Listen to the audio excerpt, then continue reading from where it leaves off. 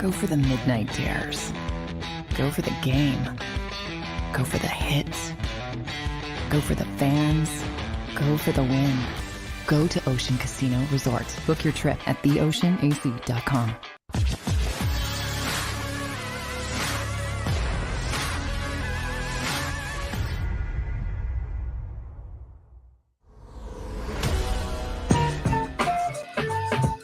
What's up, everybody? Happy Tuesday. One and all, we are Sports Take, JAKIB Sports YouTube Network. What are you doing, selfies again, Gunner? What is happening there? I'm just letting people know across the country they don't get to see our show. I'm trying to get them, hey, check out our show, man. We got some quality stuff here. I work with, here's the hook. I tell my friends that they don't know about the show, but hopefully will watch the show. I work with two guys who need more psychotherapy than I do. And they're like, really? So that's the hook. Is there? Oh, I got to see this. So you're lying to your audience already. Yeah. Hey, look, man, that's what a good salesman does. Whatever it takes to get people to buy the product. Okay. That's all you care about, right? Okay. All right. Well, big birds. That's all I gotta say. Yeah, let them be the judge of who needs more psychological help by the time 3 o'clock rolls around. It's going to be a tough call. It's a coin toss between the three of us. That's for sure. I'm just telling you, man. I mean, hey, you know, D-Gun got to do what D-Gun got to do.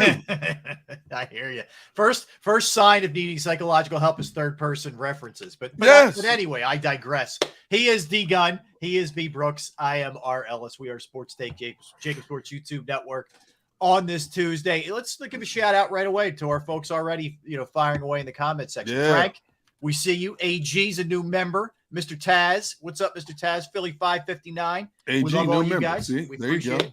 We're glad to have Barrett back, man. Barrett, now, I don't know about all links. that, but well, you just taught me you got to lie to your audience, so I'm just following your lead, man. Hey, I got a story I want to share with you guys about the bug assault gun. Oh no! All right, so Saturday, I'm outside near my garage area, and I noticed this wasp slowly flying inside the garage. So, basically, I said I'm going to follow him, see where it goes. So sure enough, I follow this wasp. And it's a nasty looking one too, man. And it goes inside into this wood beam crevice in my garage. So if there's one, there's more. Yeah. So I wait a couple seconds and I see him pop his head back up. So you know me, I pump action. Poof! I don't know if I hit him or not. He came up and all of a sudden here comes like 4 or 5 more. I said, oh snap. He got to start backing up in the garage, right? See what you did? Almost did a backflip over a beach chair that was in the garage. And I got up, I hauled butt in the house. I said, I ain't taking no chance. Wait, Mr. Tough Guy with the gun? You're running away? Man. My family would tell you many years ago, this was shortly after we moved to Delaware and my kids were small. This was in the other house. We had not a problem, but occasionally a wasp would come down the fireplace chimney. And so in the family room, so one comes in the house one day and I got a fly swatter. This is back way before the invention of the bug assault. Yeah. So I'm standing up on the couch because I'm trying to reach him up on the fireplace. I swat at him like Babe Ruth, right? Jeez. I miss him. He comes towards me. I jump back, bounce on the couch, flip backwards off the couch. Boom! Thud hits the floor. Everybody said, what's wrong? I said, I was trying to hit this wasp. So even to this day, my family brings it up that I'm afraid of wasps, which I'm not. I'm not afraid of bugs. But hey, I'm not about to get stung, man. D-Gun might be dumb, but he ain't stupid. I'm just telling you right now. All right, I'll give you one. So I'm it's my summer between I graduated college and I'm trying to find a job, and I'm working as a house painter. Okay, I got manual labor, bro. Manual labor. I know. One of my few skills. I can paint a little bit, not well. But so my wife, then girlfriend at the time, was a lifeguard at a hotel, and she got me and my buddy a gig at painting the hotel. Okay, the exterior of the hotel, not inside, outside. So she's been taking care of you even before you were married. Correct. She would she'd be chilling, just laid out, lifeguard, with the whistle going around the finger, and me and my buddy are up there sweating our behinds off it, outside all day painting. But anyway, so let's just say my buddy was not exactly reliable. He would tend to have too much fun the night before and not be able to get up for work, if you know what I'm saying. Okay, he'll remain nameless right now. So a lot of times it ended up just being me doing it by myself. So I'm up on a ladder and I'm doing like a railing. Okay. Or actually I'm doing like the side of a railing where I had to like maneuver the ladder over anyway. It was the day I noticed there was a lot of bees around. Okay. That particular day. So I fall off the ladder and land in a bush. Okay. Oh no. And unbeknownst to me is a hive of bees in the bush. And I swear to you, they literally all glommed onto my one calf, the back of my calf, and just a hive of them. Yes. Oh, like no. To the point where my calf looked like, like Popeye. 5 times the size. The Hulk and calf. I'm like lightheaded. I'm like, well, I'm all right, I'm fine. And everybody who was like near it was like, oh my God. Look, what's going on with this guy? So needless to say, I had to get out of there, man. A lot of Benadryl, and it was not good. It was not a good situation. I thought I killed myself falling off the ladder, and they all went to one spot, all these freaking bees, man. It was not fun. Anyway. Was that the end of your painting job? No, I'm the idiot who went up the next day, like hobbled up on one leg and kept painting, like the knucklehead. I should have called out the rest of the week. No, you know what happened was you was trying to see that girl again. That's true. Who happened to be your wife, so I was looking for that tan blonde who was laid out at the pool. So we got to say hi, Mama Brooks checking in. Hot morning, Mom. the STL. Mama Brooks, Yep. Yeah. Hey, but you see, what's going on, moms? How you doing? We need the breakdown, Barrett, of yesterday, man. So you played in Michael B's golf tournament. How'd that go? It was nice, man. And my captain from there. What he means by that, he says, "Yo, Barrett, Rob needs a cooler." Now, a cooler is a conglomerate of people that can help you. So you don't have to do that type of work. You know what I'm saying? He's right. You go in the cooler. You might have a cooler to put your electronics in. You have a cooler. You look inside the cooler. You have a painter in there. You look in the cooler. You have guys that that stiff you for fishing, like D-Gun. Guys in the cooler. Hey, I ain't never stiff you. Hold up. All right. So all right then. So let me invite you on Saturday. Oh man, look at this. Look at Mr. Taz. I can't do Saturday, dude. What? It stung beneath his left eye. Because I hit it when I thought it was a fly at summer camp as a kid. Oh man! Yikes. Okay, that is not pretty. He probably got black too. You know what I'm saying? Swell up and looked like he had a black guy. Hey, look at Chris D, man. Wasp will gang up on you. Oh yeah, they with it. It's like they're like a street gang, bro. Yeah. You ain't fighting one. You got to fight a whole bunch. It's on. It is. Yeah, it is. It's not. Yeah, not one on one. But I don't have those type of stories, man, because I'm not doing stupid stuff, bro. You know what I'm saying? Like the most stupid stuff I do, as far as when it comes to beehives and stuff like that, is sometimes in the car that my Mercedes that's sitting out front still, they have wasp hives that go inside and they live in there. Oh, inside the door, inside the gas cap and stuff like that. So what I'll do is when I see one, I know there's about at least 15 20 more. Yeah, 15, 20 more. So I go to Home Depot and get the wasp spray, and I'll open up real fast, stay for 5 feet, and as they come out, I'm tearing them up. Yeah. So that's what I do. That's what smart people do. They don't fall down in hives. well, see, I have the cans of the wasp. It's not a good idea to fall off a ladder into a bush. Yeah. I have the cans of wasp spray also. They're accurate up to 25 feet. Yeah. So I tear them up, but something just got the best of me, man. This bug of soap. When you're in a closed area, if you were just in your garage, I don't blame you. Well, I did do one. Yeah, I did do one thing stupid. I didn't have any of that spray, so I didn't feel like going. And I don't know if you guys seen the tennis rackets with the yeah. Oh, so yeah. I got the tennis racket, and I was out there, and as they were coming out, I was hitting the home runs. I was tearing them up. And I was thinking, what if I'd have missed? I didn't miss, but what if I'd have missed? I probably had that missed. same It would have thing. been. It would have been right. It would have been a feeding frenzy. And I'm back. You didn't answer the question. Everybody heard me. Everybody on the street heard me. Are you going fishing with me and Captain Tony on Saturday? I just told you I can't go Saturday. You didn't say that. I did. You don't listen. You never listen. Did anybody hear him say he couldn't go? It's like my wife tells me all the time. You never listen to me, and I go, huh? I hear what she's saying. You two are like a married couple, man. I hear what she's saying, but sometimes it's like it just goes right past, because she's reprimanding me for leaving stuff out, and for tasks I forget to do sometimes, and You know, but one other thing about bugs, you know what the most menacing bug to me is? That it's one of the most harmless bugs. Carpenter bees.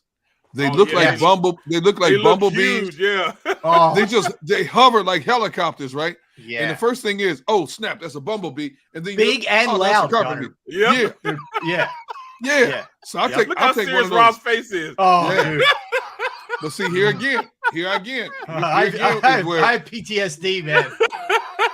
Here again is when D-Gun ain't playing with a full deck, because I can't wait to see a carpenter bee, because first of all, they bore holes into your wood deck. If you have a wood deck, they right? do. They kill you. Number two, I run in the house and I get one of those rubber fly swatters. Man, I'm cranking up like Babe Ruth. And you know, when you hit them, they ricochet off the wall and it's like, psh, and I'm like, oh yeah, I tear them up. I'm not afraid of carpenter bees, but you got to look closely. I know. They look so much like a bumblebee. A bumblebee will bag up and say, okay, here we go. They used bumblebee ain't moving. Carpenter bees. At my parents growing up at my house. We had a wooden fence, and they would destroy and would drive my dad nuts. Like he would come out and go after them, spray, do it. They still kept always coming back, man, and it was like all the time. Dude, let me tell you something, man. I got holes here, holes there.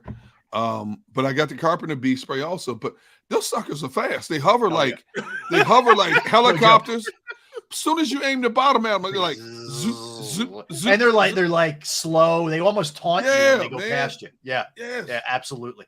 Hey, so I see Frank bring this up, but we're going to dive into this a little bit later. But yeah, so New York Times reporting and the lawyer for Deshaun Watson, Busby, is reporting that all but 4 of the civil suits have been settled in the Deshaun Watson case. So there's still 4 pending, 4 out there, but 21, I believe, is the number, have been settled. FYI. I thought there was 66. I thought it was 66 of them.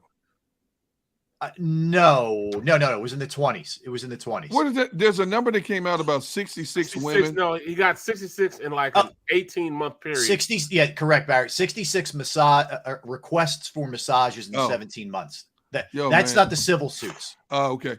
Man, hold up. You need 66 different people to give you a massage in that span of 18 months. I hear you. 20 of the 24, just to be exact. 20 of the 24, just to make sure everybody. I like massages. I don't like to get some massage that much though. Not that that's a lot. That's a lot. Here's my problem. Here's the problem with this, and you have to be careful how you talk about this, because it's a sensitive topic. Yeah. But all of a sudden, money's dangled and these cases go away. So it leads me to believe that X amount of them always was trying to get a buck out of this, and I hate to say that, because it's bad for the few who truly feel violated and who filed a suit for the right cause, and then all of a sudden, here more jump on the bandwagon, trying to get something out of it, and they did, and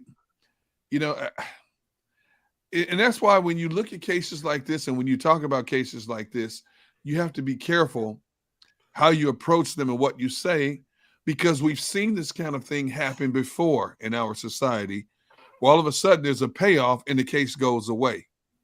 So did you really feel violated in some cases, or did you see a money grabbing opportunity and jump on board to get $1?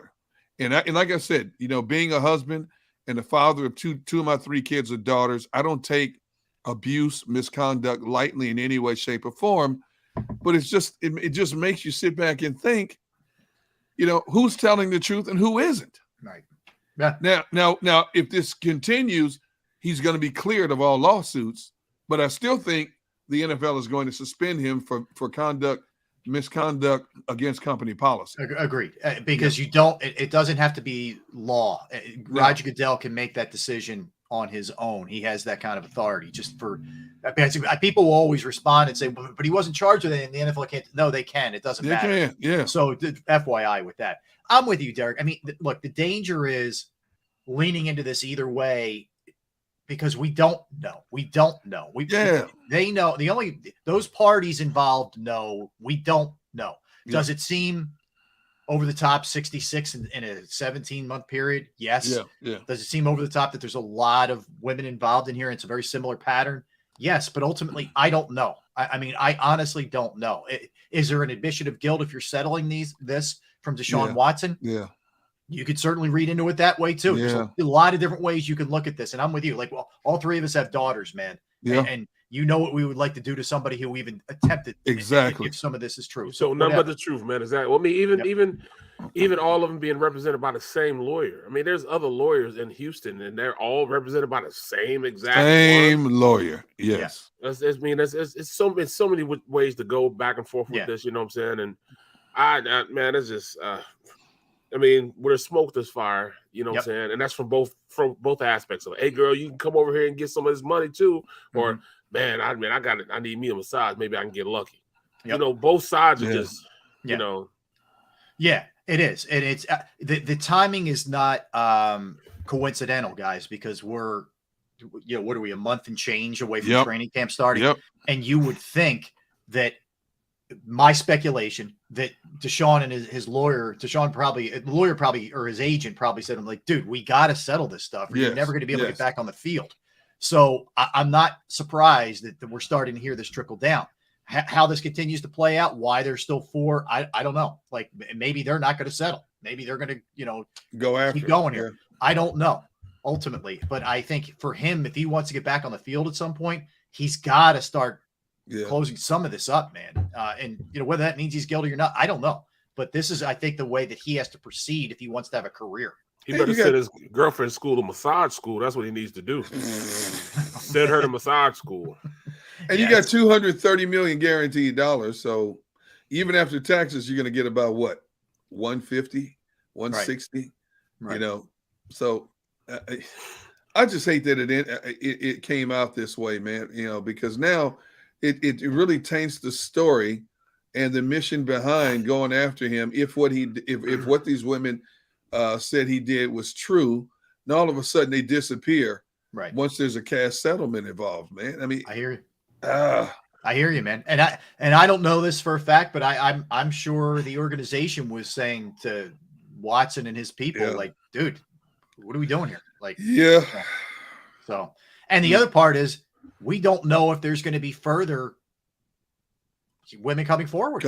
Exactly. So it's a really tricky, ugly situation, man, to say the least. But I think something had to give somewhere here, at some point, and we'll see what happens with the other 4. Or if there's more, we just don't know. And again, his attorney, guy's name's Tony Busby, announced Tuesday that a lot of it had been settled. He said, quote, "The cases against Deshaun started with one phone call from one brave and strong woman." Oh, hold on, let me make sure I'm getting this clear. So 24 of the 20 lawsuits against Deshaun Watson have been settled, according to the attorney representing the women who accused him. Okay.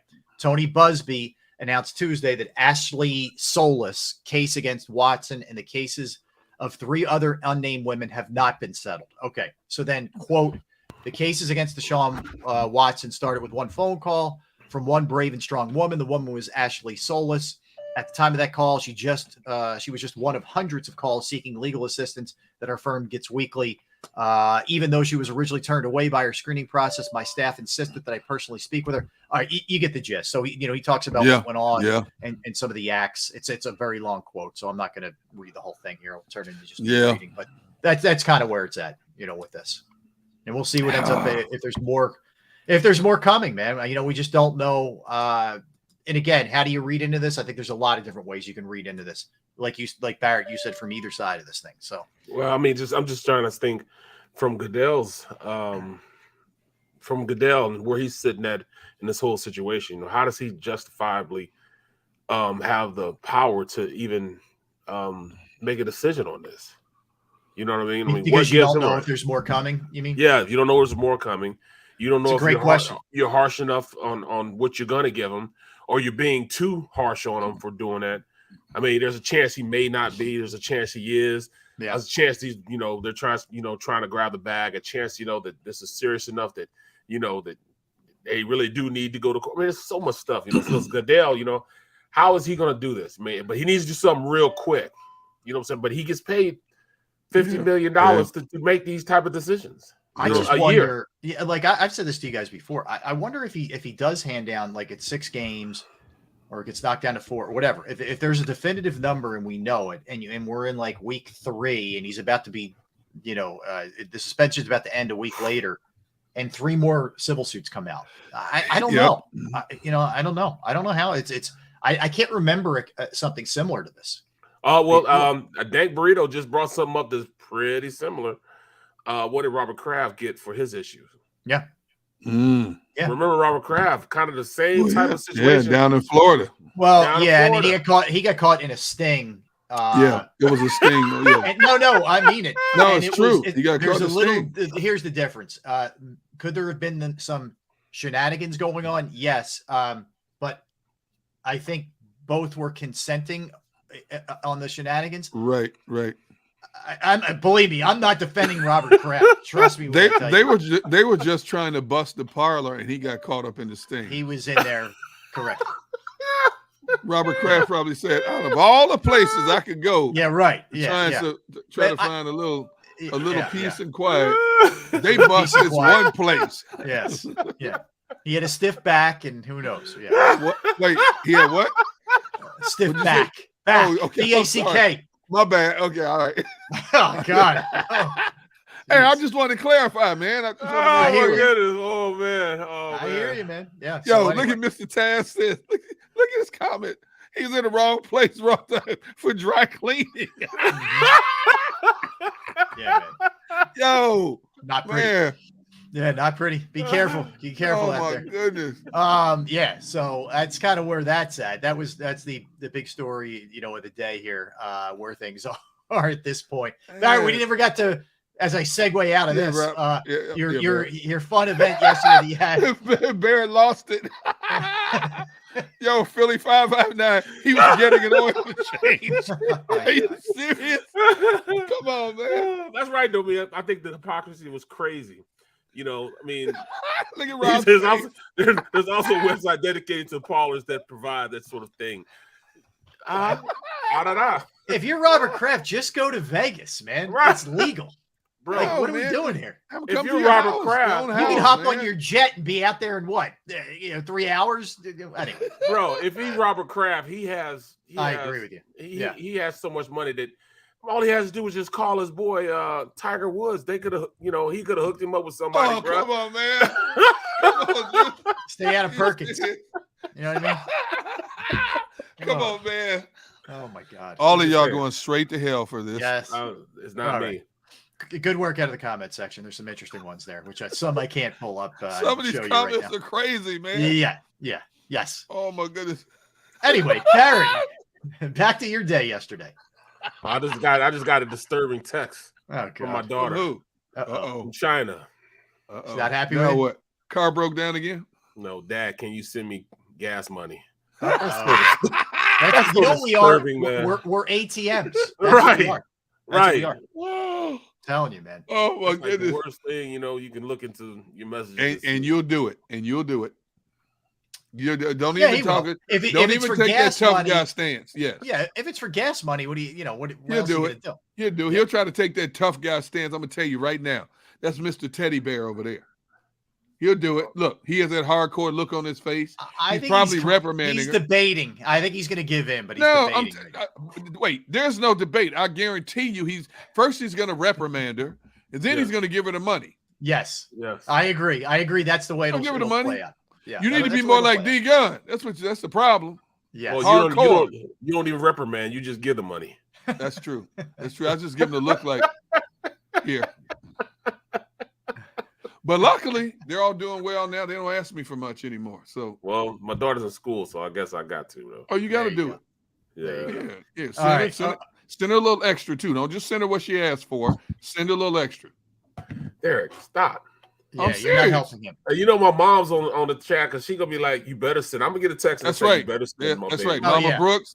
Absolutely. If she needs 50, send her 100. She need 100, send her 2. Just send her. And she gonna ask you again anyway, so might as well get it over with. I get all the other girls are going out to eat. Yeah, I don't have any money. Not saying I don't want to go out to eat, but There you go. the other girls. There you go. Like really, what am I? I'm gonna go pick you up while the others eat, and you can. Anyway, I hear you. Trust me. When There you go. Just hit that Venmo, B Brooks. Hit that Venmo. Mama Brooks is checking in. See. That's right. What she say? Send You're the done, dollar. Yes, you are done. You're done. You better send the money. And I'm emphasizing the word better. You better send that money. Yes, it's already done. Hey, all right. So I knew it. Here's what we have coming up today, guys. Greg Murphy is going to be joining us at 2:00. Greg does a great job with the pre and post game show for Phillies radio. And he's also, it's an amazing story, man, that he is where he is right now from a health perspective. I read the article. I'm glad you sent me that. That was amazing. I read it this morning. I read it before. I wanted to read it again just to get myself up to speed on everything. So the Athletic, Matt Gelb, had an excellent story. If you get a chance to check it out on Greg Murphy and his return from some major serious health issues, battling cancer. So it's national. I mean, it's out there now. It's not a secret, but he had some rough moments, man. And to be back doing what he's doing, I'm thrilled for him. And the dude knows the Phillies back and forth. So we're going to talk to him about his journey, just to kind of get where he's at and just the Phillies and all that. We got a couple fun things I think we're going to do today too. We're going to do it. The next one coming right up. Top 5 Eagles will go both sides of the ball, offense and defense. Since 2000. Top 5 on both sides of the ball. I messed up. Both sides of the ball. I thought you said just top 5. No, top 5, both sides of the ball, offense and defense since 2000. So before we start getting the comments and the tweets, like where's Chuck Bednarik, where's Harold Carmichael? Yeah, because people don't listen. They don't listen. Fill in the blank. It's starting in 2000. So just so you know, we're not overlooking those people. We know how great they were, okay? But this is from 2000 till today, till present day. All right. So over the span of the last 22 years is where we're going to pick it up. All right. So we're going to do both sides of the ball.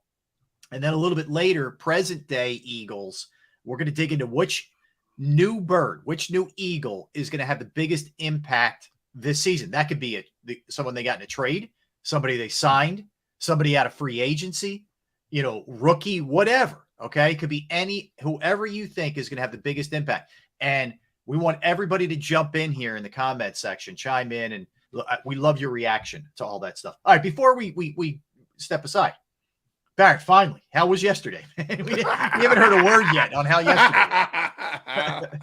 You're muted. Now we still can't hear a word on how yesterday was. There you go. It was actually pretty fun, man. I mean, it was a great day. It wasn't real hot. It was the wind, nice wind blowing, and plus I can't play golf, so it wasn't pushing my ball anywhere. I mean, I could rip it a country mile. It just won't go straight. You know what I mean? So they talk about, you need to stop.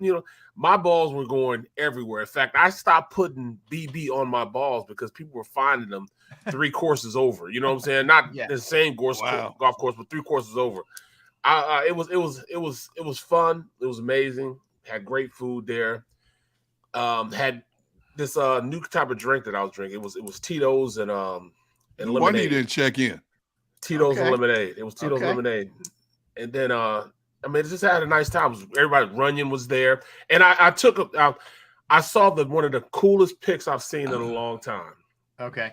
Imagine this picture. Yeah. Sitting on the putting course. It was Willie T, Seth Joyner, and Byron Evans. That's a bad. Tell me how cool that is, man. That is bad dudes right there, man. That's awesome. They made some hay back in their day, bro. Oh, they did. Oh, they did. So that's great. That's those awesome. 3 together, yeah. That's some linebackers right there, man. Right. All right, that's great, dude. I'm glad you had fun. It was always for a good event with Michael B and his charitable work, man. Really good stuff. Shout out to Michael for all that. And I saw there was a lot of great people. I had some business to tend to afterwards. I was going to try and meet you there, Barrett, but I couldn't end up going. So anyway, plus it was a country mile to get there. Yes, I heard it was not right around the corner. I heard that. Yeah. French Creek is, Marcus like, yeah, come on, I said, well, how far is it going to be from the job, because I got to go back early. Right. It's only 45 minutes. Every bit of an hour and a half to get back. It took me 2.5 hours to get there from Jersey. Number one, I felt like I should have packed a bag. That's how far I drove, man. Okay. You know what I'm saying? Like he owes me gas money. Put it like that. Okay. He owes me gas money. All right. So awesome.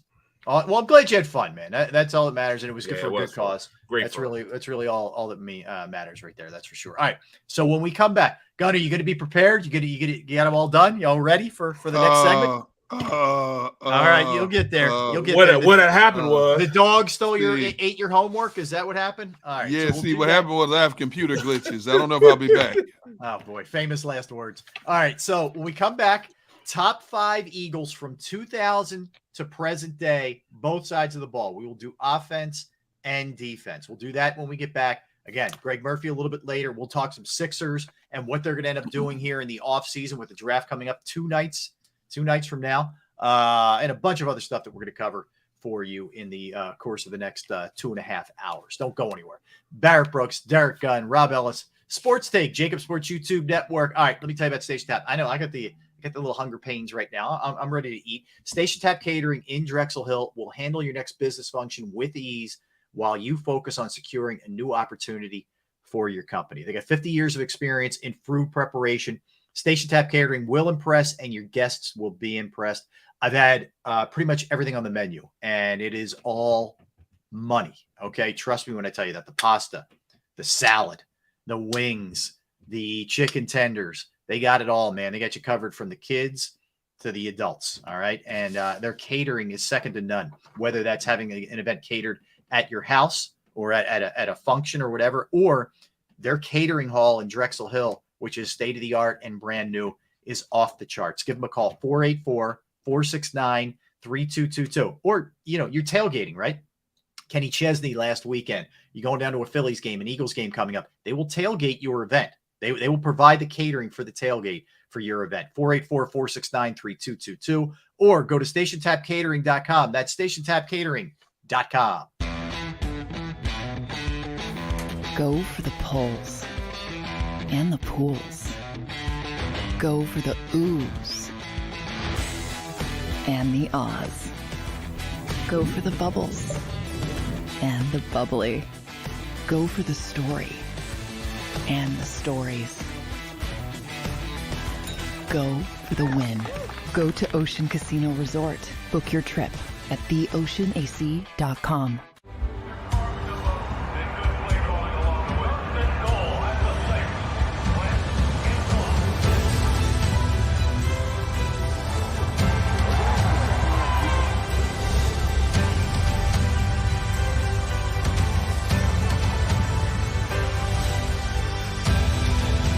Field of life, First Trust Bank is there for you. Champions on 3. 1, 2, 3. Because Philadelphia dreams deserve a Philadelphia bank. At Stateside Vodka, every new customer gets the world's best rocks glass, free. You're telling me that bottle is cut in half? You could say that.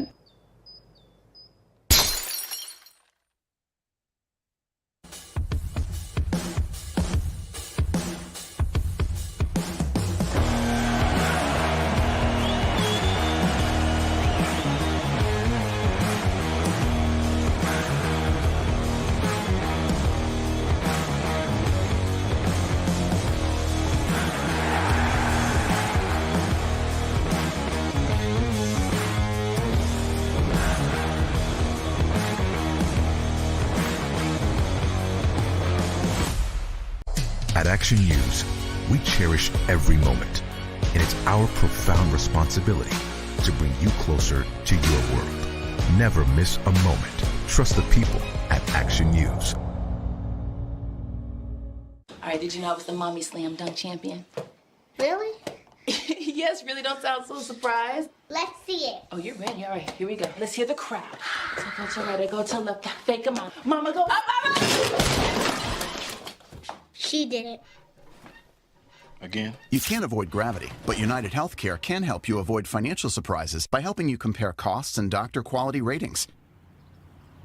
United Healthcare. Uh-huh. Go for the midnight dares. Go for the game. Go for the hits. Go for the fans. Go for the win. Go to Ocean Casino Resort. Book your trip at theoceanac.com.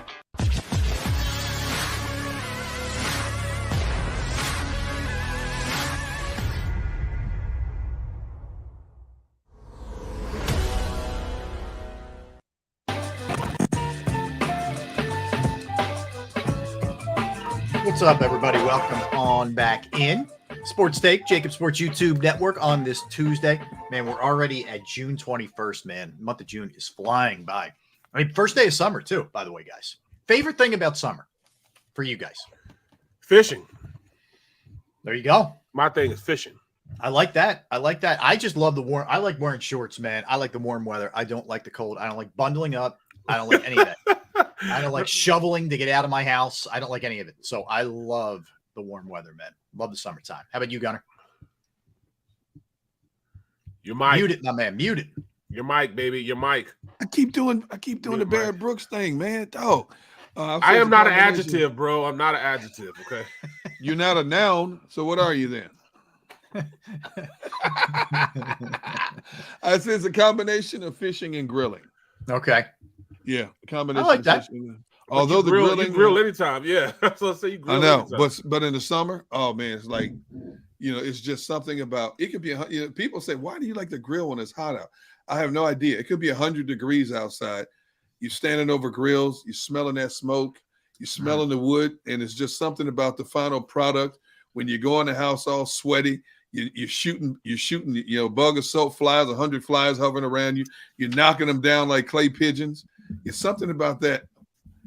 I don't know what it is, but you smell like smoke. Your clothes smell like smoke.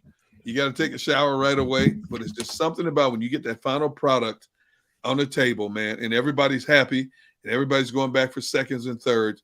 It's just worth the effort. Okay, I like it.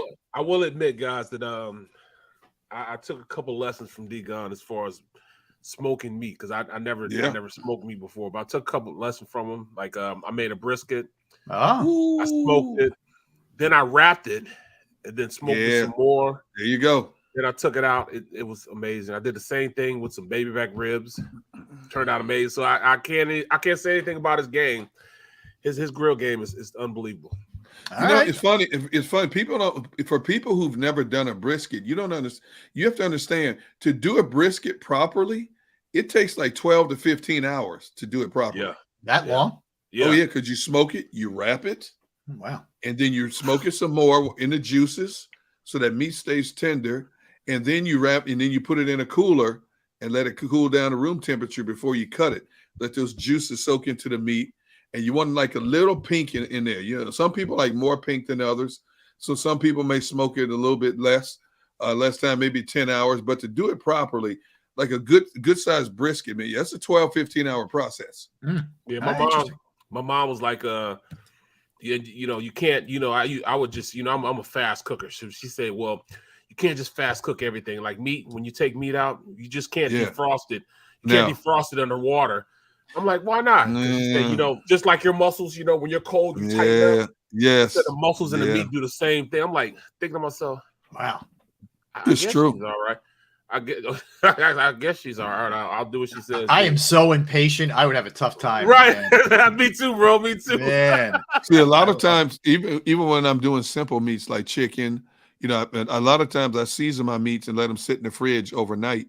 Right. So those seasonings can really get into the body and the flesh of the meat. And then I'll take them out and let them sit in the room temperature air for at least an hour before I put them on the grill. I'll take the cover off the container I have the meats in, whether it's beef flank, chicken, and then I'll let it get to room temperature instead of putting it on the grill cold, because when you put it on the grill cold, for some reason it'll cook drier. It'll dry the meat out if it doesn't have that elasticity in it. So, it's a process. People think, oh, you just throw meat on the grill. No, that's not the case, Okay. I like it. That's good. We see, we're always here to help. We're helping people along the way. See, that's Sean S. is talking about I love steamed blue crab claws. Claws. And then a lot of people like the Maryland crabs. They love doing Maryland crabs. I love crab, but they're frustrating because you got to do all this work to get under the shell just to get that little piece of meat. It ain't worth it. Well, and the money you pay for a half bushel or a bushel of crabs, unless you're catching them. A bushel costs you $140. No. Nope. A bushel is over 300 now. Are they? I didn't know. Yes. What? 80% of Maryland crabs are caught in New Jersey. Mm-hmm. There you go. Seriously. There you go. All right, let's get to the list. Yeah. We're going to do top 5. If you're just jumping on, if you're just jumping on the stream or listening, top 5 Eagles offensive and defensive players. We're going to break them down between offense and defense since 2000, not prior to that. We know all the great players before that. We know Barrett would be number 1 if we were doing it before that. We know that. That's a given. So with that said, I'll let you start, Barrett. If you want to take the offensive side since you were an offensive player, work your way up from 5 to 1. All right, you get the first crack at this. Where would you go offensively? Top 5 Eagles since 2000 on the offensive side of the ball.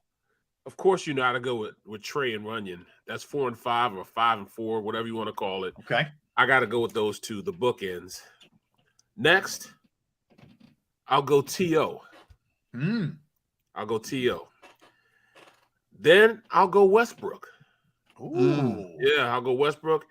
And number 1, I hate to do it to myself and I hate to do it to everybody, but I'm going to go McNabb is my number 1. McNabb is number 1. Number 5 is number 1. Number 5 will always love you. So one more time. He went to D-Gun school. Yeah. So one more time. You go your Trey and Runyon. Yep. 5 and 4. Yep. 3 is T.O. 2 Westbrook. B West and D-Mac. Yes. Number 5 is number 1. Okay.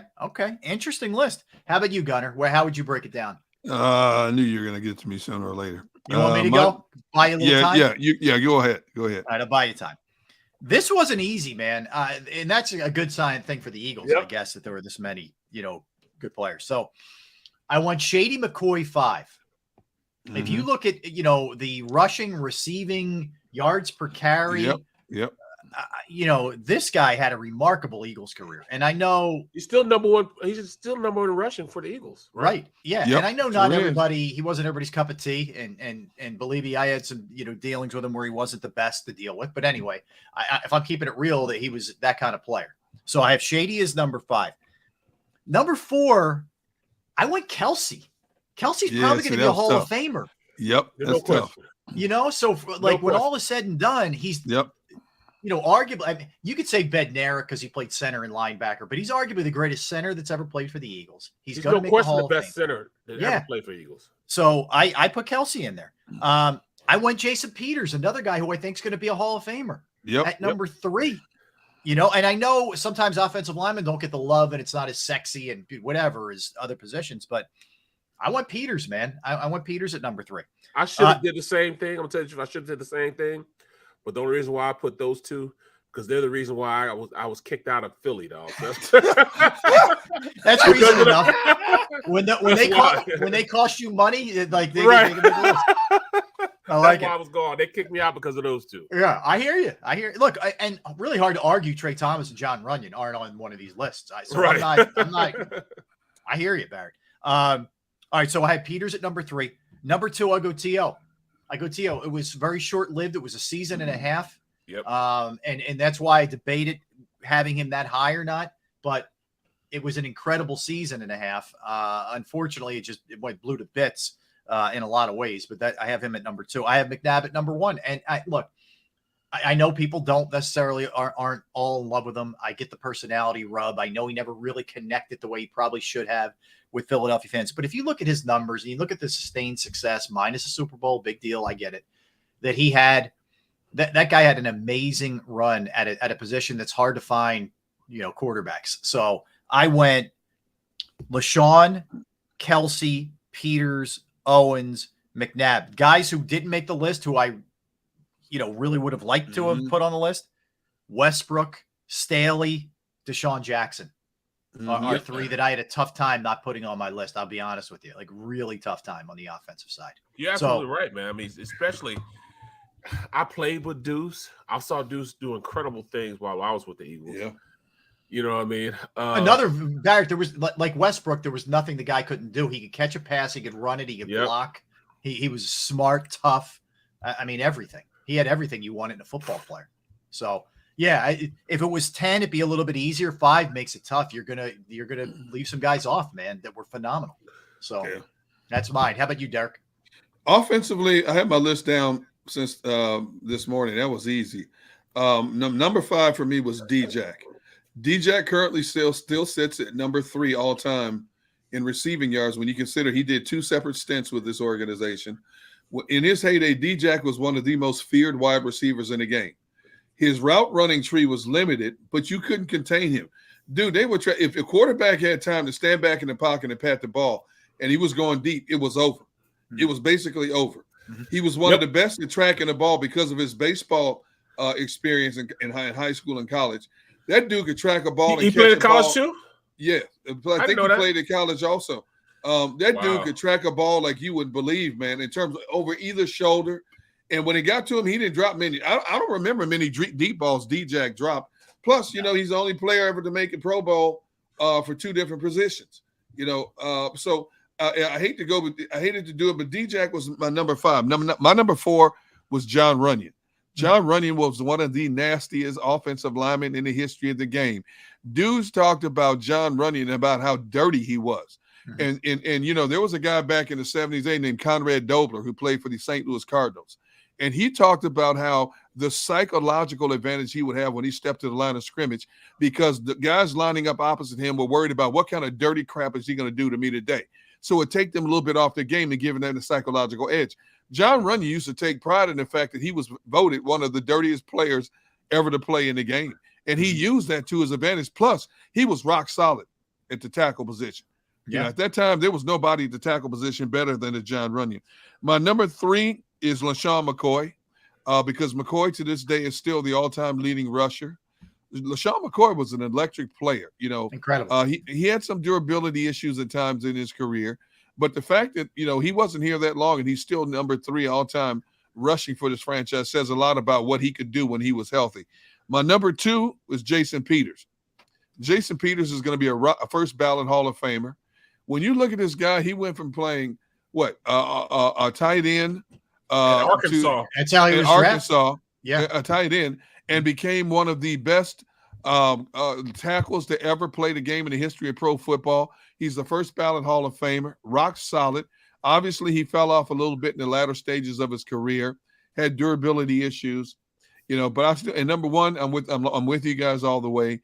You know, a lot of people want to hear it, but Donovan McNabb, you still look at the stats across the board. He is the best quarterback in the history of the Philadelphia Eagles in terms of yards, touchdowns, you name it. He's the number 1 on their list. So you can't put anybody else. I wanted to put Westbrook there. I couldn't put T.O. because T.O.'s tenure here was short. When T.O. was here, he was electric, no question about it. And then all of a sudden, that second season, T.O. lost his mind, messed up the whole team, caused all kind of division on this team, and Andy Reid got rid of him real quick. So I couldn't put T.O. I thought about Jeremy Maclin, but Jeremy Maclin was always injured, you know, when he was here. He had some great games, but he didn't have enough consistent games. So those are some of the players I couldn't put on the list, but that's my top 5.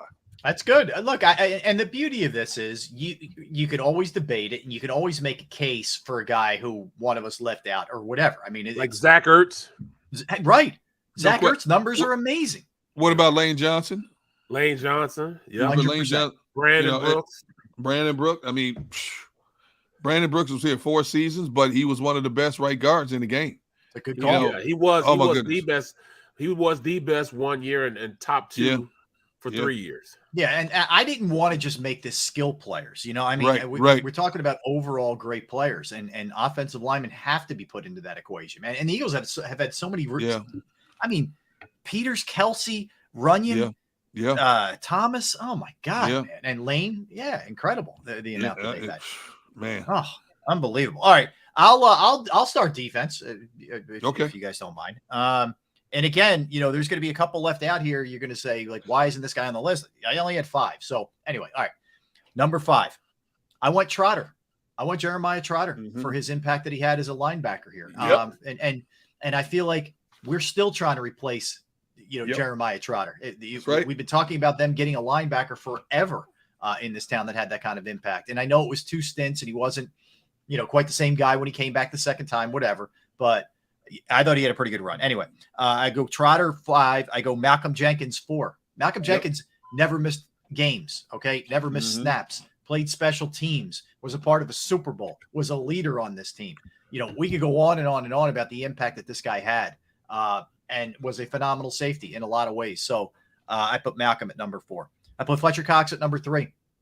I know he's a little diminished now, but the prime Fletcher years are pretty damn impressive, man. And again, a guy who was part of a Super Bowl. So I put him as number 3. I put Brandon Graham as number 2. And wow. I know. Yeah. I know that feels high. I get it. Whoa. I understand.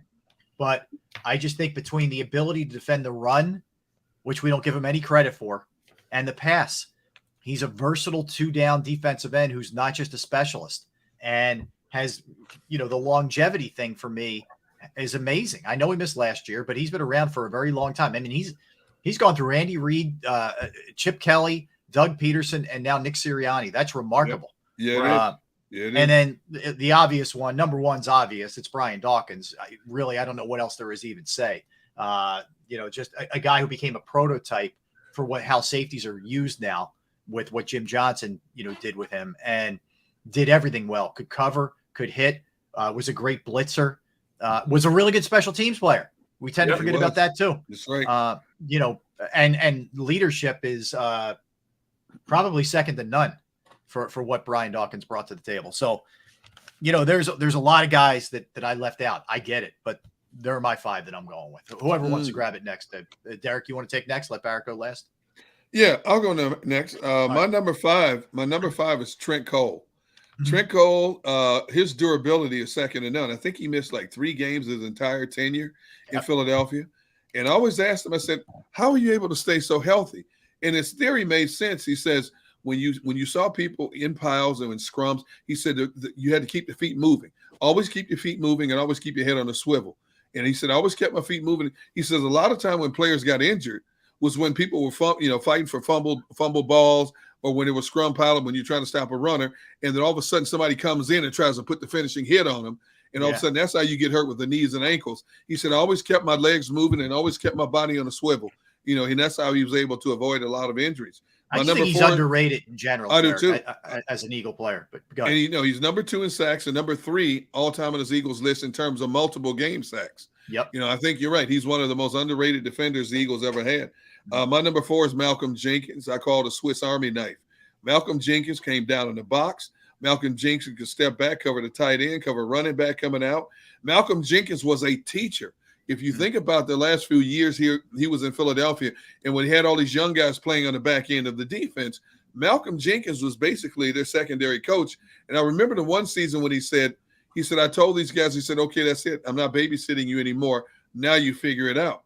And because of that, they didn't have Malcolm really to lean on there to figure it out. They got better. They were still not top tier, but they got better as they went along. Once he turned them loose, I guess, Mama Bird kicked the baby birds out of the nest.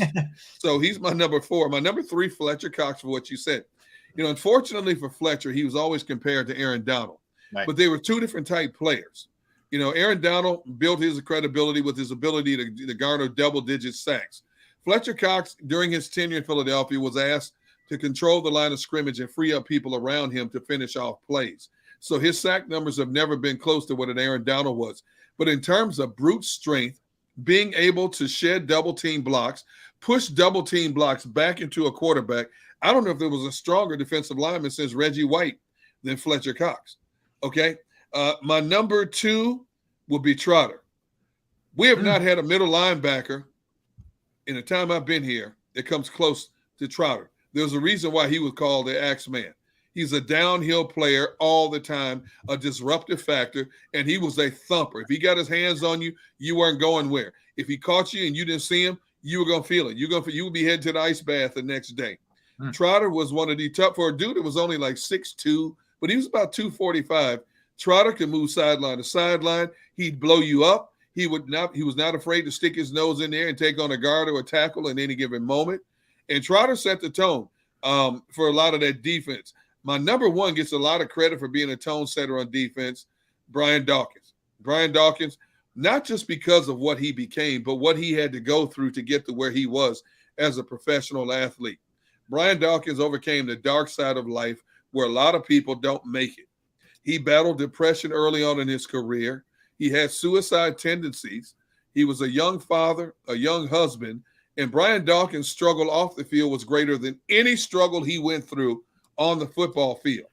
And he overcame that. He still battles depression today, but he overcame that and made himself not just a perennial Pro Bowl player and one of the most respected players to ever play that position, but a Hall of Fame player as well. So Brian Dawkins, hands down, my number one. Okay, interesting. Interesting list. How about you, Barrett? Yeah. Where are you going? It started with 5. Well, 5, I'm gonna go. It was tough, man, because some great players, but I'm gonna go Fletcher Cox as my number 5 guy. Okay. For everything you guys have said, he's been the most dominant defensive lineman I've seen since Reggie White.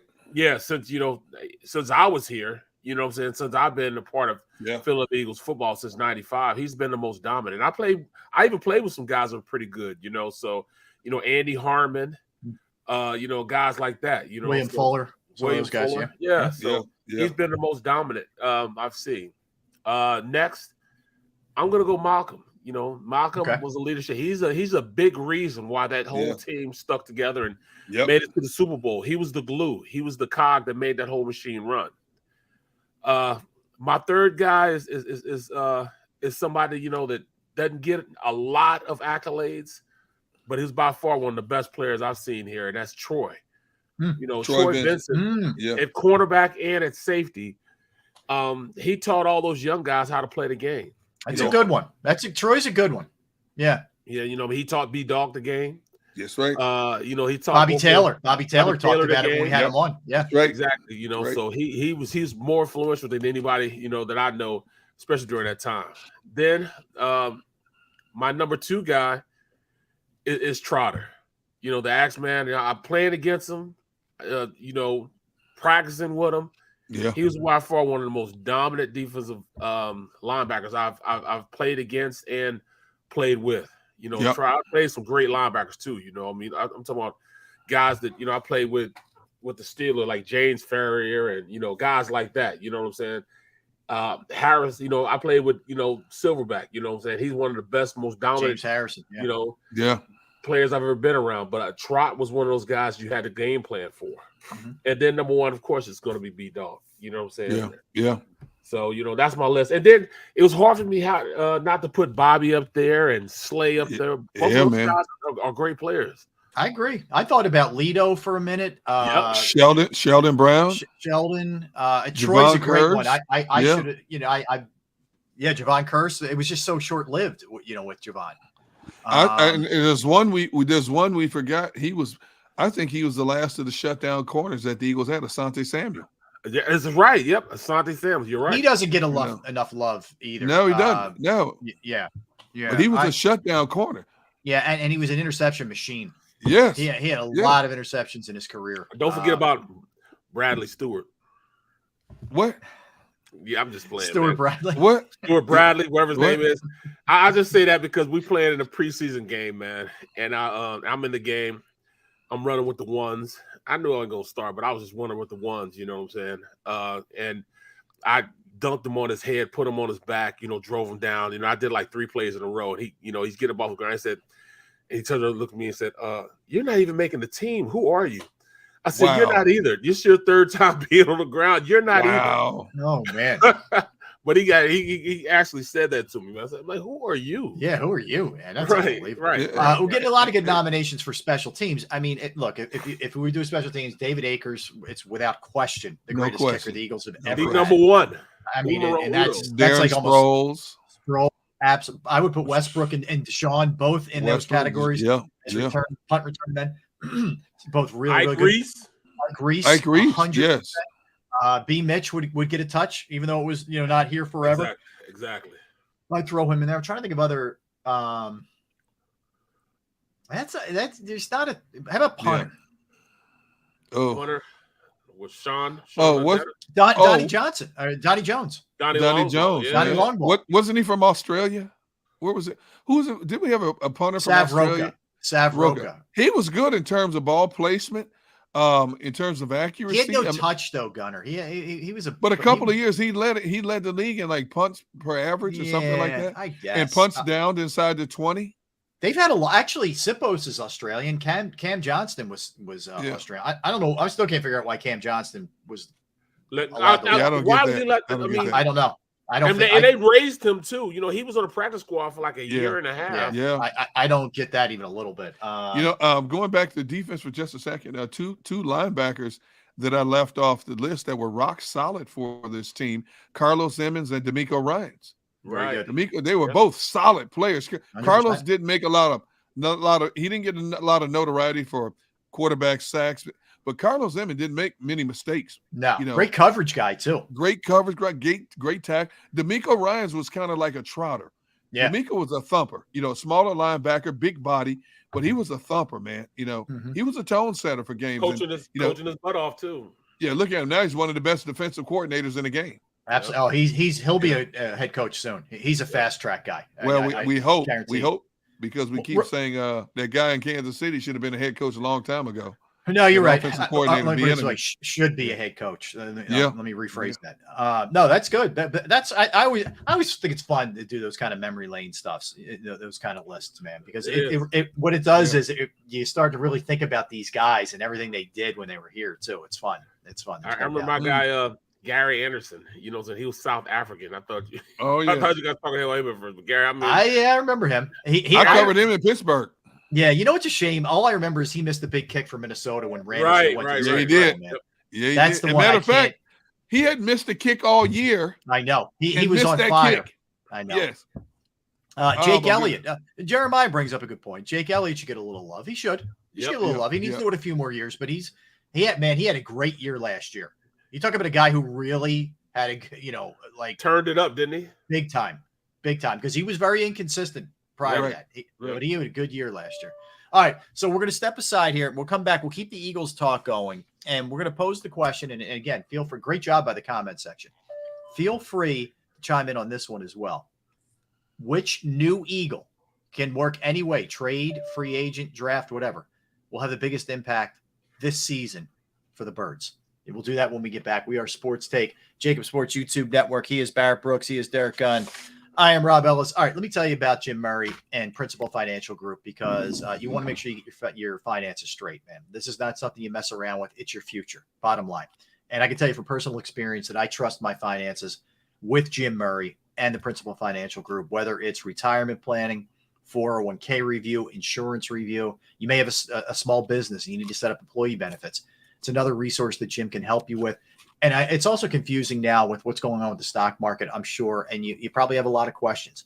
He's there as a sounding board. He's there as a resource to answer any questions that you may have. I know I've entrusted my IRA, my 401k rollover with Jim, and I couldn't be any happier. Trust me. 610-996-4751. That's how you can reach out to him. 610-996-4751. Drop him an email. Murray, MURRAY.Jim@principal.com. That's Murray.Jim@principal.com. Go for the pulls and the pools. Go for the oohs and the ahs. Go for the bubbles and the bubbly. Go for the story and the stories. Go for the win. Go to Ocean Casino Resort. Book your trip at theoceanac.com.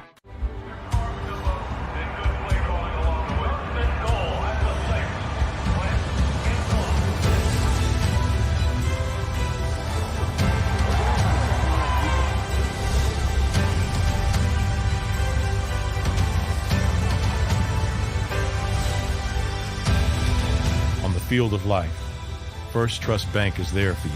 Champions on three. 1, 2, 3. Because Philadelphia dreams deserve a Philadelphia bank. At Stateside Vodka, every new customer gets the world's best rocks glass, free.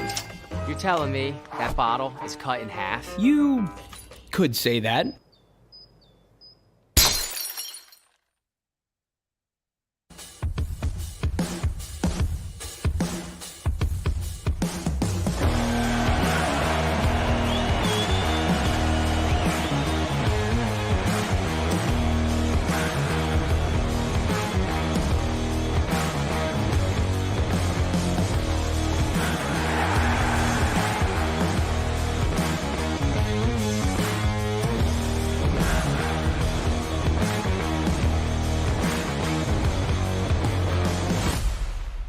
At Action News, we cherish every moment, and it's our profound responsibility to bring you closer to your world. Never miss a moment. Trust the people at Action News. All right, did you know I was the mommy slam dunk champion? Really? Yes, really don't sound so surprised. Let's see it. Oh, you're ready. All right, here we go. Let's hear the crowd. So go to right, I go to left, fake a mom. Mama go up, mama! She did it. Again? You can't avoid gravity, but United Healthcare can help you avoid financial surprises by helping you compare costs and doctor quality ratings. United Healthcare. Uh-huh. Go for the midnight dares. Go for the game. Go for the hits. Go for the fans. Go for the win. Go to Ocean Casino Resort. Book your trip at theoceanac.com.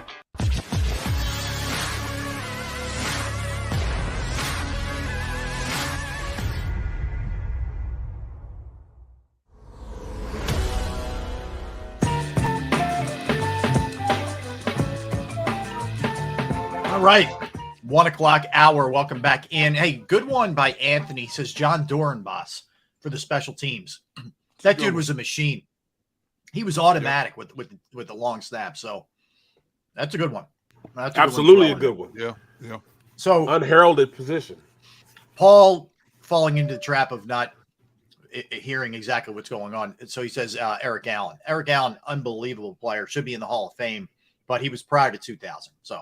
And I don't blame Paul. It's just an FYI. No doubt how great Eric Allen was, in my opinion. So continue with the Eagles theme here, guys. Present day. It's been a notable offseason for this team. They went out and they got A.J. Brown. They went out and they signed Hassan Reddick. They signed Kaiser White. They signed James Bradbury. They drafted Jordan Davis. They drafted Kobe Dean. I mean, it's been a long and really fun offseason of pretty big kind of names and impactful sort of players. So I started thinking about, which of these players will have the greatest impact on this season. And I'll pose the question to you guys. It could be either side of the ball, whomever you think. Who does have the greatest impact here of the new faces? Could be rookie, could be a veteran who they brought in. You know what? I'm gonna go on the defensive side of the ball. I'm gonna go Hassan Reddick. I think Hassan is gonna be a major contributor on that whole defensive scheme and the schematics on what they're trying to do. It's gonna be hard to block him and try to get a bead on him through the offense. I mean, from the offensive standpoint, because you don't know whether he's a linebacker or he's a defensive end on how to block him. If they got 5 down with the 50 front. Do you allocate a tackle to him, or do you send a back his way or a tight end his way? I mean, it's going to be hard to really get a beat on, as far as what you're trying to do from an offensive standpoint on blocking the front guys. So he's going to be a major contributor on them being, very having the ability to have a lot of varying fronts. From a blocking standpoint, thinking from an offensive mindset, when you get to the line and you see his, 3 down lineman and you see him out there, you're thinking, all right, this is 4 down, but he's way outside. When you look at that, it looks like he's just a linebacker, but he's actually in a number count of being a defensive lineman. So all those things play tricks on you when you're an offensive lineman. Let me ask either one of you guys this, and before you jump in, Derek, with yours. And I know they have the template from what Carolina did last year, and I think his last year in Arizona. But do either of you worry a little bit that they're just not going to figure out the best way to incorporate him? I'm a little leery of that. I got to be honest. Yeah, I worry about that a little. I see it too many times. Players who do outstanding things in one system go to another team, and all of a sudden their numbers dip drastically because they're not utilized the same way they were, and for the reason why they paid them a lot of money to come to their team. And that's one of my biggest concerns with Hassan is, what is Jonathan Gannon going to do to him? Is he thoroughly studying the film of what made Hassan Reddick what he was the last 2 years in terms of quarterback sacks, will he utilize him to the fullest in his scheme with the Eagles? And I have major concerns about that because I don't know what to expect from a Jonathan Gannon this year. I really don't. That's fair. That's fair. All right, so give me yours, Derek. Who has the biggest impact from the new faces here of the Eagles? I was torn between Reddick and A.J. Brown, and I went with A.J. Brown in my final pick because I think this guy has the ability to be a game changer, not so much in just catching passes, racking up yards, but also opening up the field for others in one-on-one coverage from Devontae Smith, Quez, Dallas Goedert. In just 3 years, he's already established himself as one of the more physical and one of the best pass catchers in the game today. My concern is, can that guy named Jalen Hurts get him the ball enough to make him as effective as he was in Tennessee? I don't know that. Is that part of the game plan for Nick Sirianni to get him? You know, he brought his boy in here, Pascal, from the Colts for a reason. Devontae Smith, Goddard, running backs, all have to get their touches. Will A.J. Brown's numbers suffer in Nick Sirianni's system? I don't know how you keep everybody happy when you have the wealth of pass catchers that the Eagles do now in their game plan. And so I just think even when he doesn't have the ball, he automatically commands extra attention because of his physicality and what he's able to do in terms of yards after the catch. Great points, all of them. I really went back and forth between Reddick and A.J. Brown, honestly, because this team so badly needed a pass rush last year, and it was so obvious so many times they just couldn't get home. They didn't even get enough hits on the opposing quarterbacks.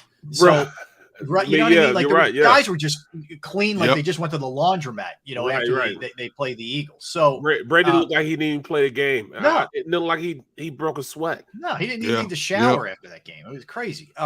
So on one hand, like there's no doubt this team needs pass rush in the worst way. And you bring in a guy who's averaged more than 10 sacks per game or per season, excuse me. Man, that's huge. Then I started thinking about A.J. Brown on the other side. And I think, you know, a proven guy, we don't have to see Rager anymore, number one. Okay. Rager's his name wasn't even mentioned. I know. I just brought his name up. Keep his name out my mouth. But that's crazy, but that's what people think now. I mean, they're just thinking, Rager, was he that?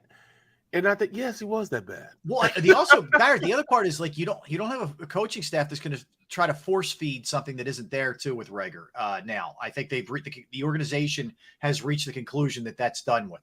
So that helped aid that. So I look at that. I look at the fact that if you're going to put your number one on him, what that's going to do for Devontae.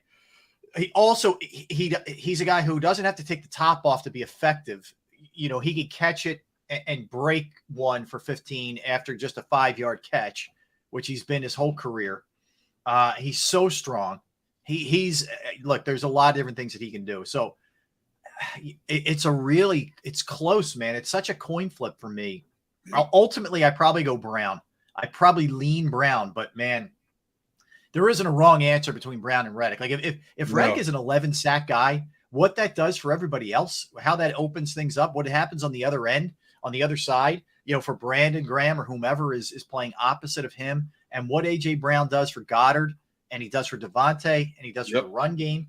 Not to mention, Hurts has a bona fide veteran stud who's seen everything now that he's going to throw the ball, who he has a great relationship with. Yep. So, you know, both of those guys, man, are going to have a massive impact on this team. I don't think there's any doubt, and they're both established. That's the biggest thing right there. Already proven commodities. Two guys that can get theirs, you know what I'm saying, regardless, you know, and you don't have to manufacture stuff to get them going. You know, we're so used to having to manufacture offense or manufacture ways in which we can, you know, get a sack, or we got to send a blitz here, you know, or that we really had no one-on-one that could beat a guy consistently every single play in and play out. Right. And I think we have that Hassan now.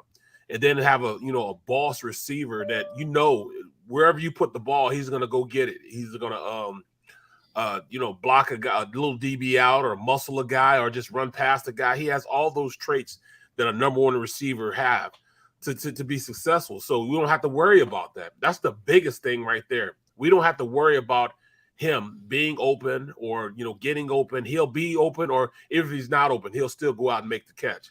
Yeah. Those are two things we lacked for years. And right. And I also don't worry about those guys showing up. Like, I don't think, yes, like AJ Brown wouldn't have been silent in that playoff game. Exactly. When the Eagles were getting smoked. I'm not telling you they win, but he was showing up. So I think that's big. Yeah. And you start to look at the others,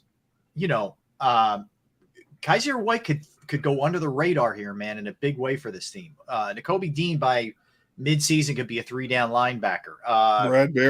Bradbury, finally a complimentary corner to Slay, as opposed to what you had last year. So, you can make a case for a lot of these guys, man, the impact that they're going to have.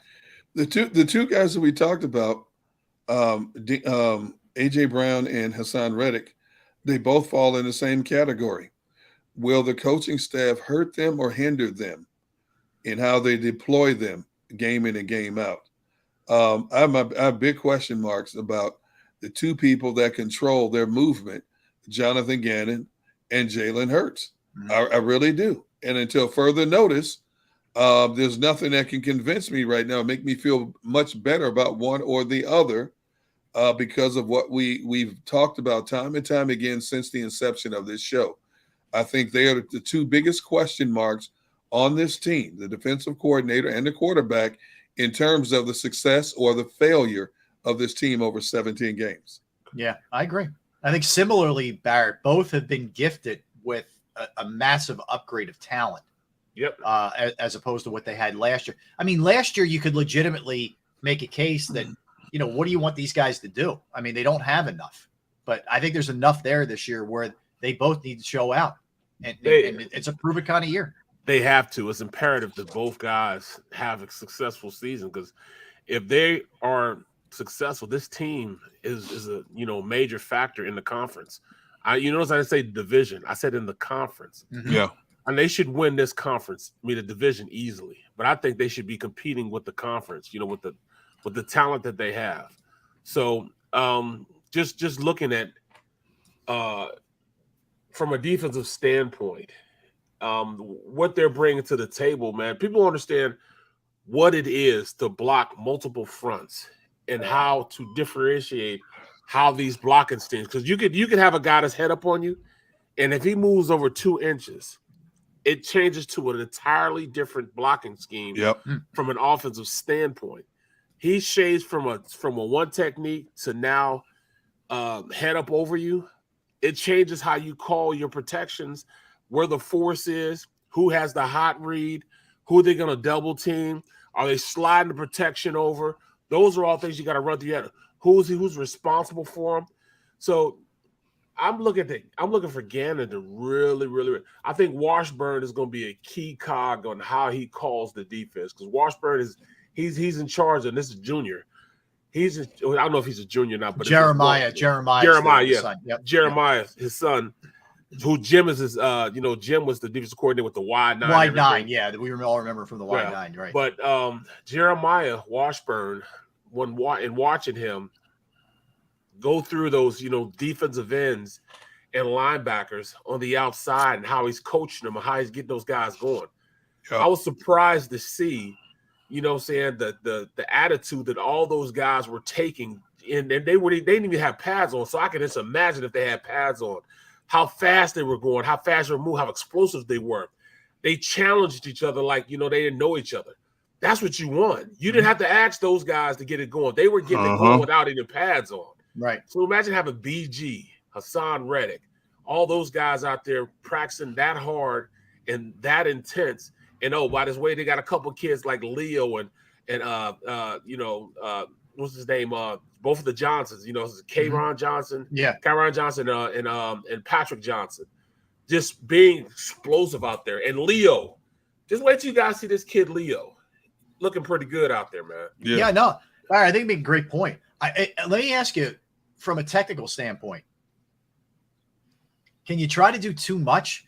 I mean, Yes. can you Yes. Yes. You know what I mean? I just wonder sometimes, like, are we going to get to the point where we're like, just you know, simplify this thing a little bit? It feels like there's going to be a lot of there's a lot of grand plans here of what you can be so do, you can be so smart, you can be dumb. End up looking dumb. Yeah. Too high of a learning curve for certain guys. Right. And guys are just sort of like confused with the role. Or what do we do? Oh, we're doing this on third. Yeah. It just feels like there's a lot of moving parts. And if something is working, stick with it. You know, those are little things that, you know, that comes with coaching, man. You can have multiple fronts, but if one is working, keep doing that front, you know, until they find some way to stop it, then go to the next one. Yeah. Exactly. You know, 'cause I've seen an embarrassment of riches end up being, you know, the worst thing you have. Yeah, an embarrassment. You know, they mean because they have so much there, they don't know how to use them, or you know, they're so caught up with all this. I mean, perfect example on the opposite side of the ball when dealing with John Gruden, his terminology and how he called plays was so extensive and so complicated that people would get lost on what to do. The verbiage, there's so much verbiage. With us, you know, it was like, all right, the first thing he said was 322. That means it's a 3-step drop because it's 322. The protection is 22 protection, meaning it's a scat protection, meaning the back's out. You've only got your 5 against their 5. And you're trying to process all this stuff. It's going 322 Y stick nod. You have the Y. He's running a stick nod route. And then there's another thing at the end where the receiver's going to do. I'm like, so all this stuff, you know, this quarterback you're getting this quick, like, you know, the play clock's already running down, and you got exactly. So you're trying to process all this, and oh, by the way, on 2, what? I'm still trying to figure out, you know, what I'm saying, what protection was, you know? Yeah. So, and you guys know, like, teams find their personalities as the season goes on. You know, it may be a case where, you know, you go in with all these attentions, which is great, right? And then all of a sudden you realize by week 3 or 4, our strength is this. And, you know, I don't want to, like, I'd rather just stay with that and not try and force feed whatever, you know, these ideas you might have. I get keeping an offense guessing. I get it, believe me. But well, see, I can actually see a guy like Gannon sitting back and not getting sleep at night because it's like, oh, damn, they gave me all this. I mean, they spent the draft on me. I mean, I got the #1 pick. I got my nose guard. Now they're expecting me now to go out and call perfect games. I mean, they went out and got, you know, Kazir White to be in the middle of that defense along with TJ Edwards. How am I going to incorporate them? Oh, by the way, they got Hassan Reddick, who's been a double-digit sacker. How can I make him a better player? Oh, well, we still got Fletcher Cox. Are we going to be able to make him, you know, as explosive as he was, but stay within the framework of what we're trying to do? Those are all things that's running through. Oh, man, what are we going to do, man? I mean, I don't know what to do now. You know, Fletcher, you know, got Fletcher, Brandon Graham. We can't forget about Brandon Graham. Brandon Graham was one of the, you know, the best defensive ends we've had. You know, because of him, we couldn't do anything. You know, so can we keep? That's a lot of stuff. It worries me. It worries me. Yeah. It worries you with a coordinator who we're not sure. Like, in fairness, I'm willing to give. I'm very much in the same boat with him that I am with Jalen Hurts. Like, I'm willing to give him the benefit of the doubt, you know, and see here. Because I do think he'll be more aggressive. In fairness to him, he didn't have the horses, so I do think he's going to be more aggressive. But if I'm being honest too, I don't know, because he interviewed or was supposed to be a candidate for head coaching jobs. Yep, that doesn't mean anything to me. Like, no, I need to see. Me neither. You know, and we know how many guys should have gotten jobs who didn't for whatever reasons. Absolutely. So, that doesn't move the needle for me one bit. Like, some people say, well, see, everybody else around the league loves him. I don't know what that even means, honestly. I don't know. I don't know what everybody. I even tell my kids, who the hell is everybody? You always talk about some everybody. Yeah, right. Who is everybody? I don't know them. You know what I'm saying? So everybody doesn't know them, or everybody can pick this system up. No, well, if it's everybody can pick the system up, how come they're not picking it up? Well, I everybody think be playing. Yeah. Well, sometimes that stuff they're straight up favors. You know, basically. An agent calls it shouldn't happen, but an agent will call a GM or whatever and say, hey, can you just interview my boy so he gets an idea what the process is all about? Yeah, exactly. Right. With no intent, honest. I think it's a waste of an organization's time, personally, but whatever. But and then, you know what, in fairness, sometimes a guy will blow you away. But for the most part, it's done so the guy gets a feel for what those kind of interviews are like. And then they move on. It's not necessarily because he's a candidate or a guy they really like. Well, it's politics. perfect example of that, guys, is my boy Hines Ward. Hines Ward was a wide receiver coach in like Florida Atlantic or some Florida school that's not even really D1. And he interviews for the Houston job. Are you kidding me? Houston's done some weird stuff, man. Right. Come on, man. Stop. I mean, stop it. What they totally screwed David Culley. I mean, they did. Yeah, beyond belief. Yeah, they did. And they turn around and they give it to his defensive coordinator, who's already in house. Like, if you wanted to just change things up, I don't know. I don't understand anything that I don't think they're run well. Obviously, I mean, you traded away DeAndre Hopkins for a running back. If that doesn't tell you how out of touch that team is with the way the NFL is now, I don't know what does. So that was, Bieniemy still doesn't have a job. We could go on and on and on. And some of this certainly is race. There's no question about that. But I think some of it is just incompetence, that organizations don't know what the hell they're looking at or who should be, given a chance or not given a chance. So, I shouldn't say it's all that surprising. But if I had to throw one sort of write-in vote, I still keep saying Nakobe Dean, guys, because I feel like he's going to be on the field a ton as the season goes on. You could say Jordan Davis, for as far as disruptor, but I think Nakobe Dean's going to be really interesting to keep an eye on. I would say that's hard for me. Yeah, I would say for at least half the season, Nakobe Dean's going to be a situational player. Yeah, I don't see him as an every down player right out of the gate. And I wonder, is there more to this pec injury than everybody in that organization is letting on? They've deemed him healthy enough to go to rookie camp, mini camp, training camp, but I just can't get it out of my mind that 31 other teams saw a red flag with this kid when the early projection was he was a legitimate top 20 pick in the upcoming draft. All of a sudden, he falls all the way to the third round. And it's like Howie Roseman said, either we are right or 31 other teams were right, and we're going to find out. Yeah. So I just think because of the veteran presence that he has in front of him in terms of Reddick, TJ Edwards, Kazir White, they're going to ease him in and play to his strengths, like attacking and third down situations, maybe covering a tight end in third long passing situations. I don't know if he's going to be that every down backer right out of the gate. Interesting. Yeah, it's hard for me, man. It's really hard for me to say that he's going to come in and be that good when he's just got so many people in front of him that are quality guys. You just can't screw over TJ Edwards like that. Yeah. And I know it's an unforgiving league, but I think TJ has done enough. And looking at him in practice, he's cut weight. He looks faster, looks a little more exposed. And that year under his belt, man, another year under his belt, man, I think he's going to take that next step also. So you're not gonna be able to leave him behind like you left everybody else. Well, he's going to be big time motivated too. But not that we ever questioned that anyway. But when they draft Nakobe Dean and they sign Kazir White, I'm sure that there's another couple fires lit under TJ Edwards too. Exactly. Yeah, should be interesting. All right, we'll come back, guys. So at 2:00 we'll talk to Greg Murphy. Great, unbelievable story of just triumph and persistence and all those things. He's also the pre and post game show host for the Phils. So we'll talk a little Phillies. We haven't talked to the Phillies. They're playing the Rangers tonight. They're back in action after a night off last night. So we'll talk Phillies with him at 2.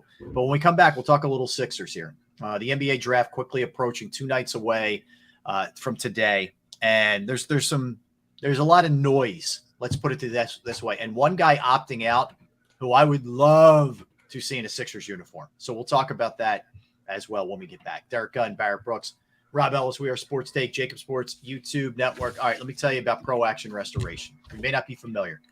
They are just flat out unbelievable. If you have a home or a business and you've experienced the pain and inconvenience of either water or fire damage, smoke damage, mold, whatever the case may be, it is extremely difficult. And you're not really sure who to turn to, but these are the people that you turn to. Pro Action's on call 24 hours, 7 days a week to assist. I called them on a Saturday.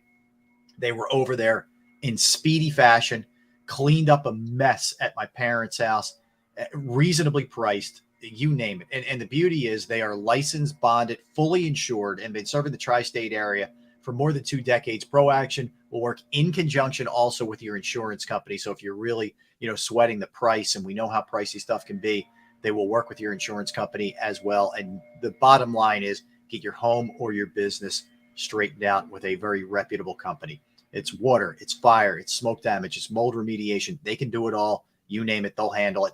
Give them a call, 610-623-3760, 610-623-3760, or you can reach them at proactionrestoration.com online, proactionrestoration.com.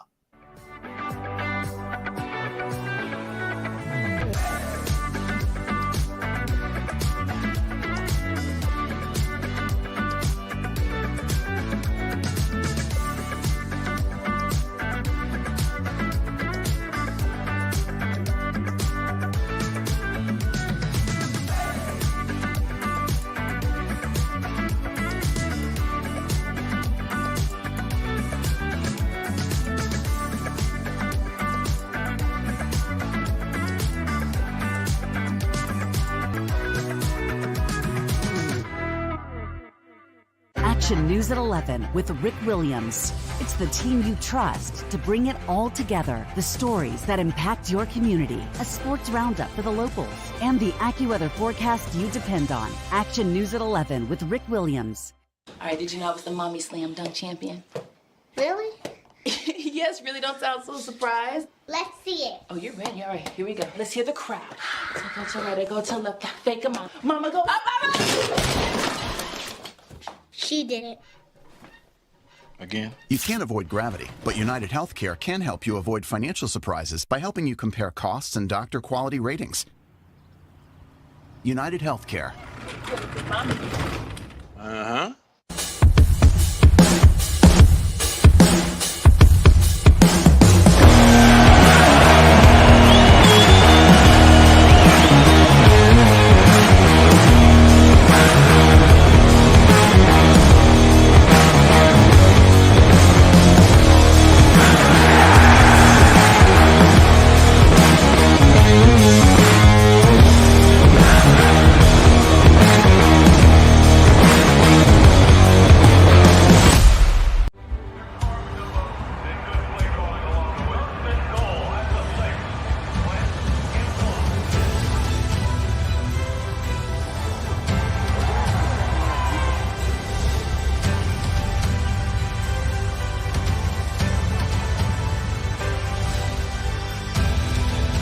Field of life, First Trust Bank is there for you. Champions on 3. 1, 2, 3. Because Philadelphia dreams deserve a Philadelphia bank. Go for the midnight dares. Go for the game. Go for the hits. Go for the fans. Go for the win. Go to Ocean Casino Resort. Book your trip at theoceanac.com.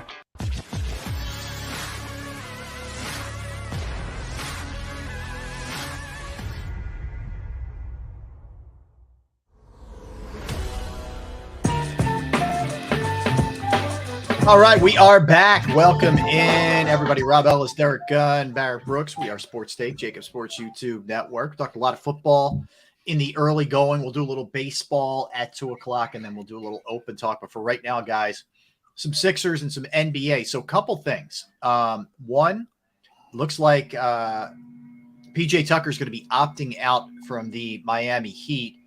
Now, an older player, not super skilled offensively, but a guy who certainly brings toughness throughout his career, defensive intensity, is a good rebounder, can hit a corner three, probably won't cost you an arm and a leg. I would assume he's opting out because he wants more money or a multi-year deal.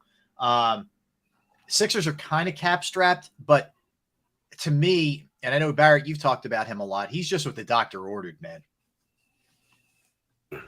He's an enforcer, man. He sets the tempo on your team. Didn't average a lot of points, but averaged a lot of the you know what I'm saying, getting your hands dirty type of stuff. Mm-hmm. You know what I'm saying? And all the teams that we played, the two teams we played against,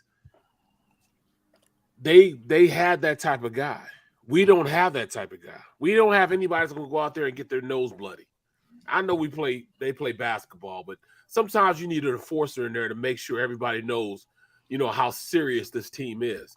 I think they thought it was a joke. You know, if it wasn't Embiid, you know, everybody else was a joke as far as being, you know, somebody that, you know, make things happen. And PJ Tucker is my guy. You know, he's going to challenge everybody. He's going to work. His work ethic is going to get everybody else going, and that's what I saw with PJ Tucker. I'm with you. I'm with you. This team so needs toughness, and this kind of guy. He's 37, right? I mean, that's a concern. I'm not looking to go 3-4 years with him, but if I give it 2 years at a pretty reasonable rate here, and have someone, I don't want to say serve as a protector for Embiid, but someone who's going to have his back, run interference. Yeah, from a physicality standpoint, man. I would absolutely. I think this is a priority kind of guy for this team. I really do. And he's not going to blow you away with 25 points a game. He's not that guy. But there's intangibles that he brings to the table that this team lacks sorely. PJ Tucker helped the Bucks win an NBA title last season. He helped Miami get to the conference finals this year. It's because that movie True Grit with Clint Eastwood. When I look at a PJ Tucker, he is a true grit basketball player. He's going to do all the dirty stuff that nobody else wants to do, and he's an inspiration. I can't compare him enough to Draymond Green. Look at Draymond Green throughout the series against Boston, especially the last couple of games.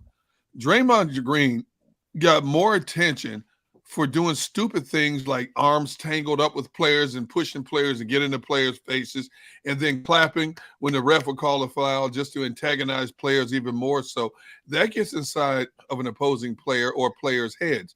Now, to the point, they start stepping out of their mental focus and start combating this dude either physically or verbally, and 50% of the time get calls against them instead of one who initiated it. And that's what a PJ Tucker is. PJ Tucker right now would be a perfect fit for that organization, even if it's only a one-year contract, because he falls under that category of giving us a mental toughness that we've sorely lacked over the last couple of years. 37 years old, yes. But you're not, some nights he can put up 20 points, but that's not his primary game, claim to fame. It's his ability to get in there and do the dirty stuff, keep a lot of the heat off your primary players, and draw attention towards him for reasons other than being a scorer. Yeah, well said. And look, I think that they realize, I think the organization realizes they need some toughness. I wonder if they'd be scared off by the age or whatever. I wouldn't. I would try and make this happen if I'm them. So he's not scared of his age. That's why he opted out. He could have had a cushy $7.9 million, but instead he chose to say, all right, I'm going on free agency because people see my worth. Just like you said, Gunner. He helped the Bucks win a championship, gets Miami to the game before the championship games. He's just that, you like I said, you need that type of guy that's gonna come in with the brass knuckles. You know what I'm saying? Yeah. You need that type of guy. Yeah, fair enough. So a couple other odds and ends. Bradley Beal claims he's made up his mind whether he's going to opt in or not, or and get the long-term deal with Washington where he's been playing. He just hasn't. He's not ready to make a decision yet. Now, we would have heard something had he been deciding to walk away from Washington. We would have heard it by one of the insiders, I would guess. You would think, but there's a lot of money. A lot more money. Barrett, we were talking about this before the show. I mean, I think it's upwards of like almost $100 million more if he stays in Washington. But you could do a sign and trade. I mean, I know it gets a little confusing with the way the cap works, but it feels like, to me at least, he's probably going to stay with Washington. You guys think he might be on the go? Honestly, I think it's a sign. I think it's going to be a sign and trade. I think they sign him so he can get the max of the max contract. If they don't sign, I think it's like he'll get like $170 million if he goes to another team and signs for another team 4 years, $180 million. But if he was to sign back with the Wizards, then he could turn around, get traded, and that team will be responsible for the upwards of $280 million because he's on the original team. But they traded him on the premise that he would have been in that original team. Interesting. So he could sign there and still get traded and still make the $280 million from the other team. I got a bad feeling if he's on the move, he'll end up with a team like the Lakers. The Lakers always find a way to get these players. Whenever when all the rumors start spreading about 5, 6, 7 other teams a player could possibly go to. They end up with the Lakers. They get caught up in the glitz and glamour of LA. Hey, you can also play with LeBron. You know, LeBron's getting up there, but he's got one more title in him. We just need a player like you to come out here. I can see him going anywhere, maybe a Boston, but Boston's such a strong nucleus to get back to the finals again. But I can see him going to a team like one of those high-profile teams. Would you guys be willing to move Maxey in a Beal deal? That's what it's going to take. Hell yeah. I'm not a hell yeah, Barrett. I'm saying hell yeah. For this reason, he misses way too much time. Yes. And he's yet another guy who doesn't play a lick of defense. I don't want to. I'm tired of these shoulda, coulda, wouldas. Maxey might be an all-star. He might not be an all-star. I know Bradley Beal is an all-star. I think he'll get real healthy when he's playing with somebody that has an opportunity to make something happen. I could see him coming, and they have a legitimate big three there, because I think if he comes to the 76ers, then you turn around, and it's like the fountain of youth. They found the elixir that not only, you know, Bradley Beal still is healthy, but it's also the same elixir that Harden's going to drink, and that hamstring is going to all of a sudden be cool. Boy. And it'll be the big three again. He'll be shooting lights out, and it'll be enough basketballs for everybody. Everybody will be happy because they're winning. 2019, 2020, Bradley Beal, 57 games. 2021, 60 games. 21, 22, 40 games. That's not the kind of player I want for that kind of money. My man is not on the floor enough for me. I ain't doing it. I can't do it. Oh, my Can't do it for that kind of money. He's only played 2 years in the NBA, man. Like, I feel like he's on the path to being an all-star. I feel like he is going to be that guy. If not next year, the year after. Fellas, did we not learn anything from the Rams? Go buy you a damn championship. Go get him. Did we learn anything from the Rams? But I hear you. But most of the guys they bought at least are always on the field. This guy's not on the floor, man. Those guys weren't on the field. As Barrett would say, da. That's what worries me, man. You can't say da with that because Yes, I can. No, you guys say I mean, I understand that, but you got to trademark that, by the way. Just an FYI, right? I just don't see. I don't see it being a losing trade if we get Bradley Beal. Even if we, it is if he's only on the court 40 games. That's a losing trade. I told you he'll find the elixir that heals all of that. And he's gonna share some with James Harden, and then he's gonna share some with the big man. So Embiid, they're all gonna find the fountain of youth. When you play and you're winning, it cures everybody's ails. What makes you think Embiid is gonna last through the playoffs next year without getting hurt? When his history has shown every doggone year some ailment with this dude, some injury, some ailment with this dude. What makes you think? When you know you can go get a championship, when you know you can go get the ring that all of them are trying to get, it makes you healthy, bro. It gives you an opportunity to go out there and just bust ass. You know what I'm saying? I don't think adding Bradley Beal makes him a champion ahead of Milwaukee, Boston, and Miami with the way those rosters are structured right now. Just putting Bradley Beal with James Harden and Joel Embiid, I don't think so. Bruh, let me give you a real If Bradley Beal comes here with James Harden and here we have Embiid, that's guaranteed. Guaranteed. Guaranteed what? Guaranteed. Write a check. You know what is guaranteed for me? Write your check. You put those three together, it's an all mash unit. That's what it's to me. And there's other than Embiid, man, no one's playing a lick of defense. Oh, yeah. I don't need any more Matador defense players. Ole, I don't need any more of these. Ole, just let people go by you. I don't want any more of those. We're going to keep Maxey. We're going to keep Embiid. We're going to keep Harden, and we're going to keep getting kicked out in the second round. Oh, my goodness. That's what we're going to do. All right. You can't what is it? The greatest attribute ability is the greatest ability is availability. But if you don't have that other key cog, we have nobody right now that'll shoot consistently, man. Except for Embiid. Yeah, no, they don't have it. They have. Well, look, this is He just irritating me around. He don't sit I know my area. you know what it's like. It feels like the way we entered the Eagles offseason. They need a pass rusher. They need a receiver. They need a corner. They need linebacker help. Right. The Sixers. They need a shooter. They need a defender. They need a rebounder. They need toughness. Like, we could go on and on and on. The problem is they're cap strapped, and it's going to be hard to make any kind of move. Sixers need a Helen Keller. They need a miracle worker. That's what they need. That's exactly what they need. Well, that's what they got as their GM. And Bradley Beal is not your miracle worker. What do we have? Who's our GM? Yeah, it's Daryl Morey. It's Morey. What has he done? What has he always been known to do? He's aggressive.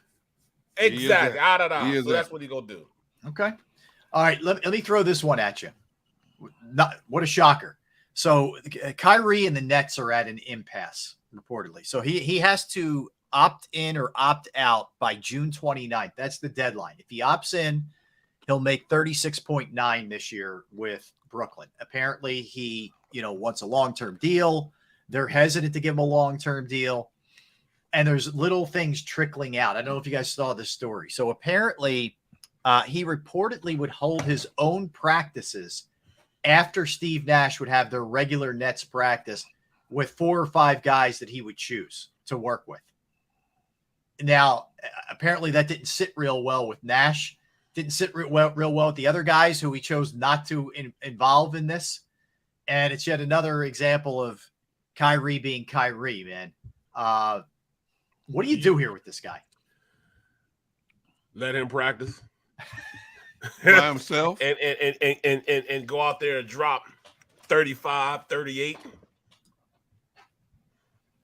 This is the nature of these new wave athletes. They're not the athletes like when we were young. You know what I'm saying? Where, coach tell you jump, you'll say how high, you just start jumping. Mm-hmm. It's not the same guys. These guys are different, man. These guys want to know why. And because of that, they're just in his throat. I can't stand the guy. If the wind blows the wrong way, he's sitting out for 2 weeks and protesting. You know what I mean? Like, or he doesn't feel like doing this. He doesn't. He didn't sit out during the playoffs, though. There's always nonsense. Like, he wanted to get away from LeBron's shadow. Okay, he got away from LeBron's shadow. He wanted to join the Big Three. The Big Three splintering apart. There's always something in a league filled with drama. He's the queen drama. He is even higher up than the usual drama, man. He's incredible talent, Barry, no doubt. I mean, nobody argues that. I mean, when he's interested and on the floor, he's amazing. He is unbelievable. And you're talking about a max deal for a guy who you never know, if he feels like playing that weekend. Somebody's going to do it. Now that's the guy that's going to end up with the Lakers. Lakers, right. He'll end up with the Lakers, and if he goes to the Lakers, they'll win a championship. It wouldn't surprise me one bit if he ends up. The two teams that were mentioned right away were the Knicks and the Lakers. Of course. There's another guy who fit right in with the Lakers.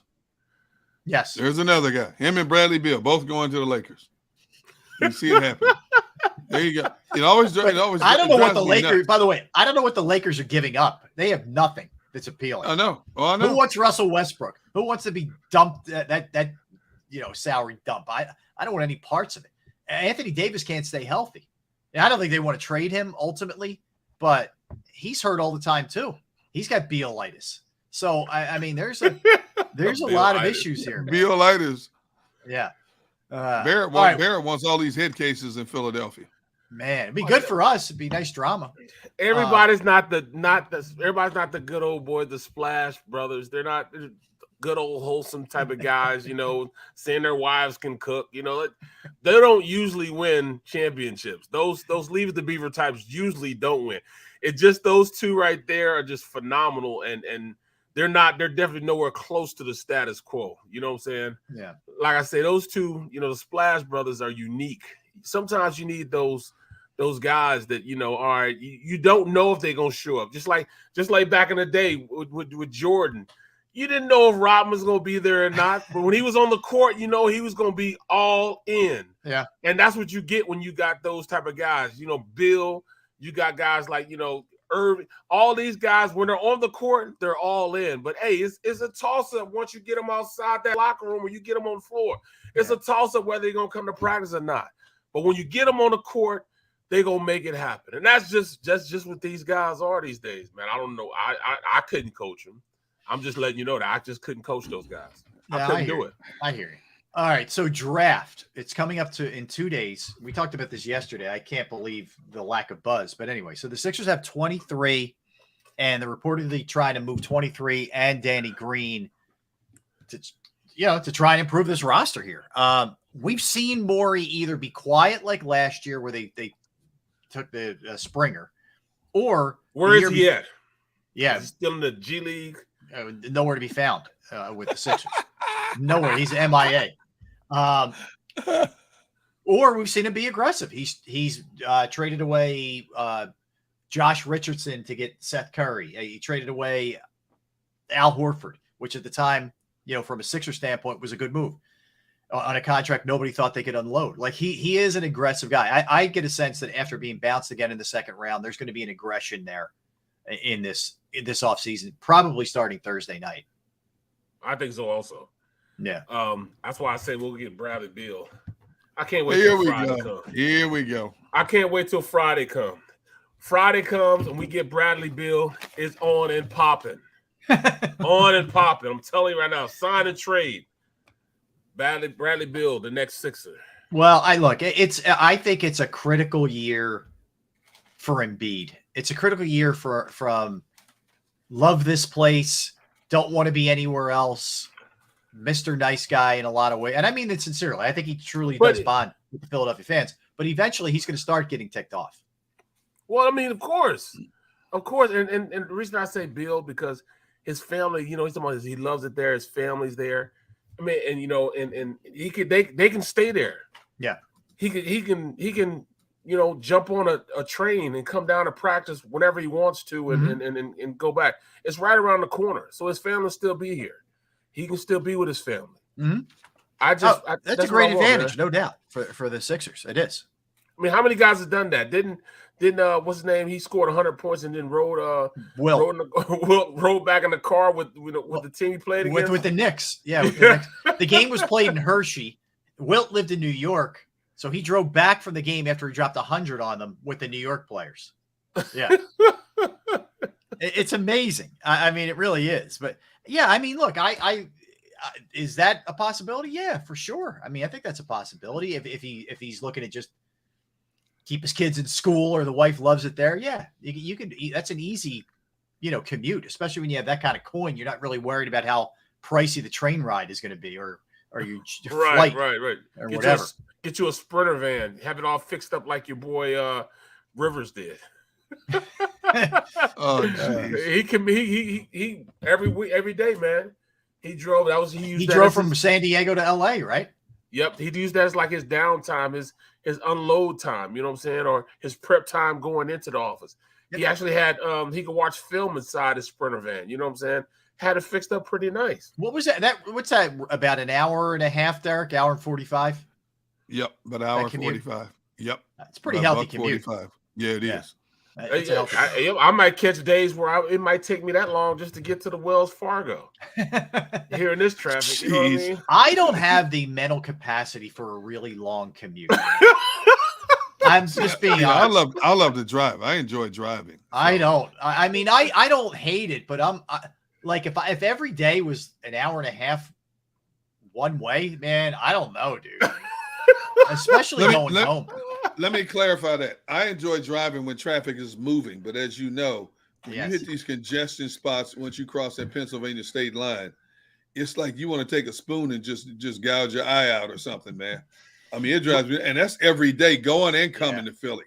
It is. Yeah, it is. We have some of the worst roadways. I mean, there's no. My goodness. Schuylkill. Oh my God! Don't get me started. I mean, awful, just awful. And we're lucky in that for the most part we've worked off hours in our careers where we're working goofy, at night or whatever, or even earlier. I remember I was doing radio during the pandemic, and a couple times I'm doing overnights, which you're on from 2 a.m. to 6 a.m. basically, right? So I'm leaving my house at like 1 a.m. And I swear to you guys, and my commute was about a 25-minute commute to a half hour.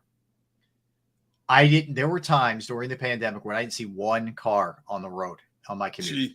Jeez. I mean, driving from the suburbs outside of Philadelphia to Philadelphia, I didn't see a car driving there. I would see some going home because it was rush hour and there were still emergency people on the, like people had to be on the road, were on the road. But going there at 1 a.m., I wouldn't see anything. It was spooky, man. Really like freaky. I never had that before. Yeah. No, I never had that before. It's not a great feeling. The worst commute with me, man, is when I used to have to drive up to Bristol, you know what I'm saying, to do ESPN games. Yep. That was the worst because it's an awful ride. It didn't matter if it was 3 or 4 o'clock in the morning, 2 o'clock in the morning. Once you get to that George Tappan Washington Zee or George Washington, yeah. It was going to be packed. You're going to spend at least 45 minutes on the highway right there. Yeah. You know, you're right on. I worked when I would come home if I had a couple of days off. When I was my first job out of college, I worked at ESPN as a production assistant, and it's a long ass ride. Even though it's not, it's probably a little under 4 hours. Yep. But you can't escape traffic. It's a lot of traffic. Even though it's a lot of highway driving, you run into some real tough areas going. When I played for the Giants, I would commute in the summertime back and forth for workouts. Like we had to be up there 3 or 4 days to work out, and I would drive up 3 or 4 days. Yeah. I get up in the morning. That's a lot, dude. That many days a week? I would get up in the morning, we had workouts at 9:30, so I'd get up at 6, be out the door by 7, be up there working out by 9:30. And I do that for 3 or 4 times a week, you know what I'm saying, just so they saw my face inside the building. But I didn't want to stay up there because you couldn't even find like an efficiency for less than $5,000. It's New York City prices. Right there. And we're in Secaucus. Yeah, that's what I'm saying. Yeah. You know what I'm saying? Yeah. So it was ridiculous. So I would say I would bite the bullet, drive up and drive back. Yeah. You know what I'm saying? Every single day that I had to go to work out. Yeah. So, but I mean, I didn't mind it. Because there was times when I was playing with the Steelers. Like we might have a Sunday afternoon game. We say, hey guys, we win. I said, guys, see you on Wednesday. Right. I'm on the highway driving back, and then I, get up early in the morning. It take me 5 hours to get there. Yep. I get up at had to be at practice. I had to be in a meeting at 8 o'clock. So I would get up at 3, out the door, 3 o'clock. Make sure I'm there. I hear you. All right, let's step aside here. We'll come back. Looking forward to this. We're going to talk to Greg Murphy, Phillies pre- and post-game show host on Phillies radio. We'll talk to Murph about the Phillies, about where things are headed in the month of June, his personal journey to get to where he is. A lot to get to with Greg. We'll do that when we get back. Barrett Brooks, Derek Gunn, Rob Ellis, Sports Take, JAKIB Sports YouTube Network.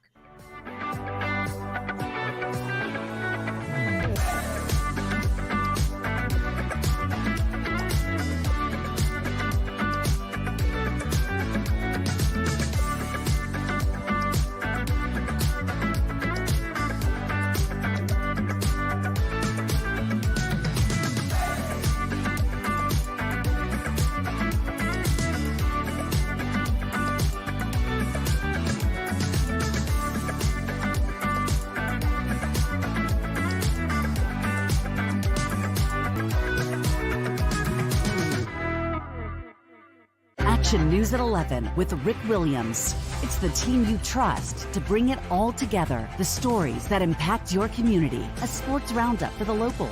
And the AccuWeather forecast you depend on. Action News at 11 with Rick Williams.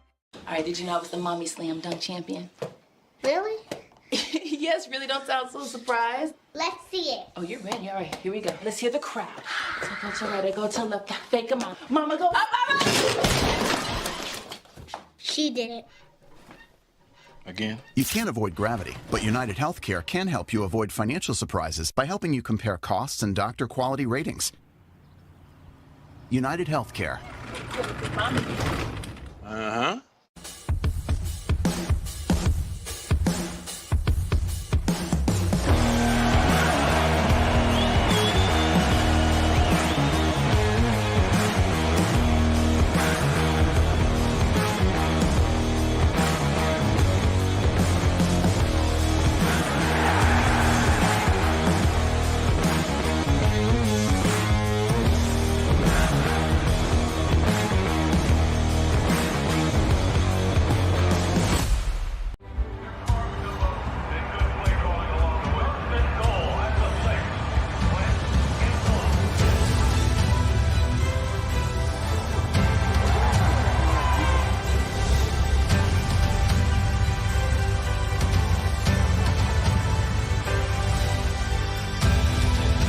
field of life, First Trust Bank is there for you. Champions on 3. 1, 2, 3. Because Philadelphia dreams deserve a Philadelphia bank. Go for the midnight dares. Go for the game. Go for the hits. Go for the fans. Go for the win. Go to Ocean Casino Resort. Book your trip at theoceanac.com.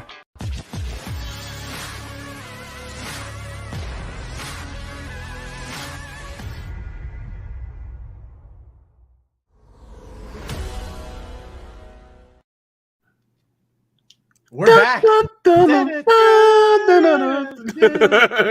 Derek took the music with him. He ran away and took the music with him. Welcome back in, everybody. Sports Take, Rob Ellis, Barrett Brooks, soon to be Derek Gum. We're not sure what happened. Do we think he was, No, remember he talked about that the delivery people. The delivery people probably came just now, and he's up there trying to work it out. Yes, he's trying to control. Well, while we wait for Derek, let's bring up our next guest. He does a phenomenal job with the pre- and post-game show. You can hear it locally in Philadelphia, WIP, but all across all the Phillies radio networks. My man, the one and only Greg Murphy. Murph, how we doing, my man? I'm doing great. Murph. Thanks for coming back, Derek. You scared him off, Murph. You know how it is. Yeah. I had to run to the front door. This guy keeps ringing the doorbell. And you would think after 10 rings, he would realize, well, maybe somebody's not home. I had to go down and say, can I help? Because the dogs are going nuts. He goes, well, I just wanted to know if you want me to power wash your house. I said, man, I got a power wash. You want me to come power wash your house? I said, I don't want to power wash. Thank you very much. Goodbye. Okay. Blood pressure. Yeah. Blood pressure. Home studios. They're the best, right? Yeah, they are the greatest. Right. Hey, yeah, congratulations, Murphy, by the way, guys, on all of this and your newest enterprise. Really awesome stuff. So I'm happy for all you guys. Thank you, buddy. Yeah, appreciate you, man. First off, love listening to you back full time doing the Phillies games on the radio, man. Murph has put some nice twists on the pregame show and the postgame show. If you get a chance to listen to get you set up for the games, he does an awesome job with it. I love the minor league reports. All the stuff that you guys do, Murph, is right on the money, man. So real good job with that. Yeah, we're having a lot of fun. We just kind of wanted to tweak it a little bit and bring it, get it a little bit more into the 21st century. Is that right? And just try to add a little bit of a social media element and all that kind of stuff. So it's been a blast. I haven't done a whole lot of radio in my career, but I'm having a blast doing it. Really enjoying it. Of course, we remember Murph's unbelievable work as the sideline's not the right word, but the in-game roving reporter, right? Yeah. Yes, for NBC Sports Philadelphia for years. Love your work. But so, Murph, let's talk about the team, and then I want to get to your personal journey. But this has been unreal in the month of June, man. And you always expect, they call it the dead cat bounce. What an ugly term that is, but that's what people say sometimes. But there's always that little momentum, the mojo that you get from a coach firing or a trade or something. You figure it'll last a couple games, maybe a series or whatever, and they're going to look a little bit better. But this has been insane, Murph. I mean, 15-3 in June, 14-3 under Rob Thompson, 5 straight series wins. Can you put your thumb on any one reason why they've been so hot? Yeah, well, you know what, Rob? I don't think it's one reason. I think it's a combination of a couple of different things. First and foremost, they were underperforming. I mean, they simply were underperforming. This is a better team than what we saw in the month of May. Yeah, the guys weren't hitting. The defense was poor. The only thing that has been consistent for virtually the entire season has been the starting rotation. They have been really good throughout. But in the month of May, they were playing about as poorly as a talented team could play. And then they make the change. And I do think that the atmosphere change perhaps certainly has a little bit to do with it. I think the guys looked in the mirror and said, wow, we just ended up getting Joe Girardi fired. And I think that's the kind of thing that can happen when a manager gets changed as well. And Rob Thompson's a great baseball guy, and he has a real good feel for this clubhouse and a real good feel for the personalities on this team. And I do think that's a positive factor as well going forward. But at the end of the day, guys like Kyle Schwarber, guys like Rhys Hoskins, Bryce Harper continued to stay hot, and this offense started to produce. Some of the young guys started to feel a little bit more comfortable. Bryson Stott started swinging it. Matt Vierling comes up, does what he's been. So I think it's a combination of all those things. And let's be honest, the schedule in May was extremely difficult. The schedule in June has been lighter so far. And I think that they've just gotten a chance to start to roll. So they had a huge hole to dig out of. They've kind of evened the playing field at this point, and now they have to continue to play good baseball to get into the postseason. Okay, Wow. Murph, the Greg, schedule's going I to thought get you tougher just- again. Okay, the schedule's going to get tougher again. Yeah. Can they sustain this with a suspect bullpen and the inconsistencies they have on defense? Yeah, the defensive stuff doesn't. I mean, it worries you sometimes. It's gonna rear its ugly head from time to time, and it's going to cost some ball games from time to time. But I think even a good defense, you could say that that's going to happen over the course of 162. The bullpen, they've been good at times, and they've been very poor at times. Again, which I think over 162 is the nature of a baseball season, but they certainly need to shore up the back end of that bullpen. Can they continue it? Yeah, I think they can. I think this team is starting to figure some things out. I think they're starting to play with a little bit more confidence.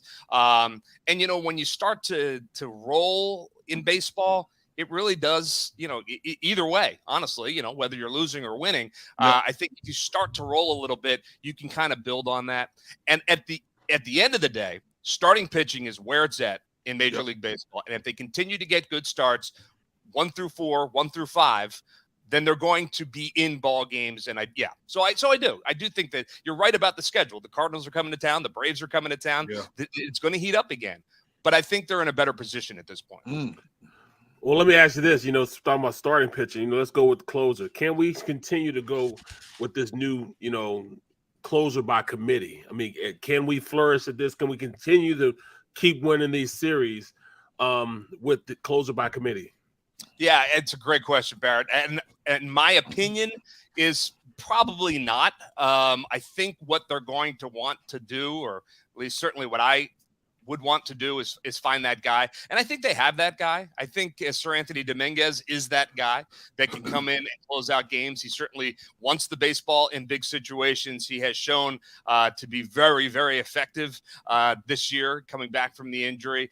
The only concern with Sir Anthony is you don't want to overdo it with his workload because he is coming off the surgery. But I think they have a pretty good option. And in the meantime, they need to get Corey right, because they do need Corey in the back end of that bullpen. He is a guy that has done the job before. He has done it well before. For whatever reason right now, he's struggling with his command. He's walking a lot of guys, and you can't have that, obviously. But I think there's time to get him right. And if they can get him right and slide him back into 7th, 8th inning, high leverage situations, you've got Connor Brogdon back there, who's been very good as well. I think they can get it done. But to answer your question, I would be surprised if eventually they don't kind of tab Sir Anthony as the 9th inning guy. Yeah, I think part of that, Murph, is just getting confident that he can go back to back to back in some cases with the health. Let me ask you, in all your years, and you grew up a Phillies fan, and you've covered the team, because I can't, and we're around the same. We're both 21. It's amazing how young we are. But to the third power. Exactly. I can't remember a guy as streaky as Rhys Hoskins.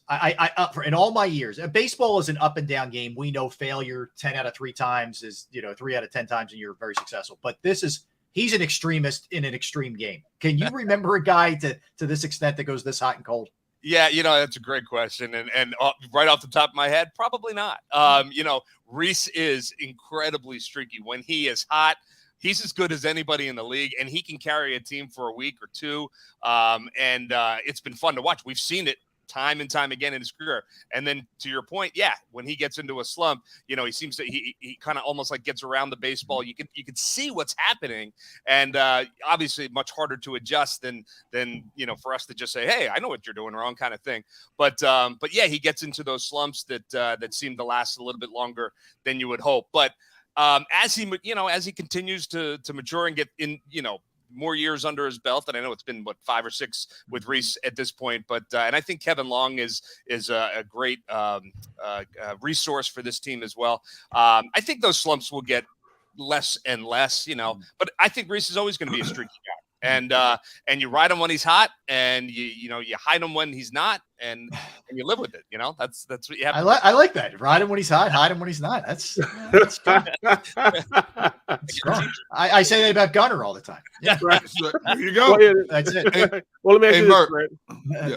Go ahead. Go ahead, Barrett. No, go ahead, Barrett. I was just gonna say, I hear a little bit about Segura might be back sooner than later, from his mishaps. I mean, what are you hearing about that? So I talked to Gene a couple days ago. He was in the clubhouse. He had obviously had the surgery, had the pins put into his finger to get that right. He was hopeful. It's so funny. Gene is such a passionate ball player. I love to watch him play. Honestly, he's one of my favorite guys to watch play. He cares so much. He wants to win so badly. And he was talking about missing that it was in the middle of the 9-game win streak or right at the end of it when I was talking with him. And he was talking about how jealous he was watching the team from afar as they were winning. And if he showed me his arm, he was getting goosebumps talking about the win streak, right? I mean, this you think these guys don't care? They care.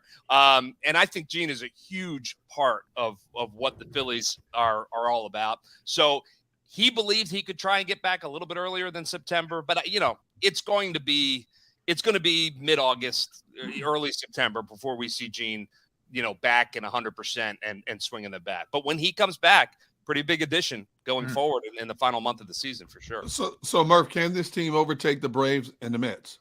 Oh yeah. Well, they don't have to overtake the Mets. I know. I know. You have to think about it. Can they? Certainly. 8.5 games behind them right now. The Mets have played a pretty soft schedule.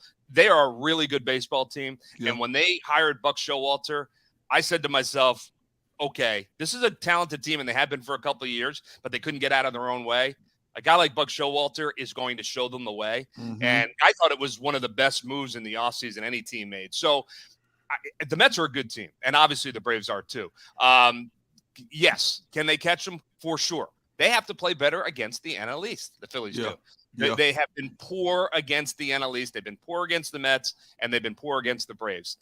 Head-to-head is your opportunity to catch these guys. We saw it back in, 2007, when they needed to catch the Mets, and they were able to track them down because they beat them 6 straight or whatever. So that's what's going to need to happen. And if they do that, absolutely. We still have over 90 games to play, more than half the season to play. And we have a lot more, 20% of our schedule with the Nationals going forward. 19 more, I think, something crazy like that. Unbelievable. Yeah. So if you can continue to have success against the Nats, and if you look at the Mets and you look at the Braves, they've already had their success against the Nats. So, you have to kind of factor that in. Look, get into the postseason. That's the goal. However you can do it, whether you catch St. Louis or you catch San Francisco, they're only a game behind those two teams. Or if you catch the Braves or if you catch the Mets, whatever, get into it. And then, who knows, especially with the starting staff, Wheeler and Nola in a short series. I'll take that. Right. Great point. Yeah, that's a great point. Murph, let me ask you about Rob Thompson, because obviously the numbers are incredible and the record here is just amazing.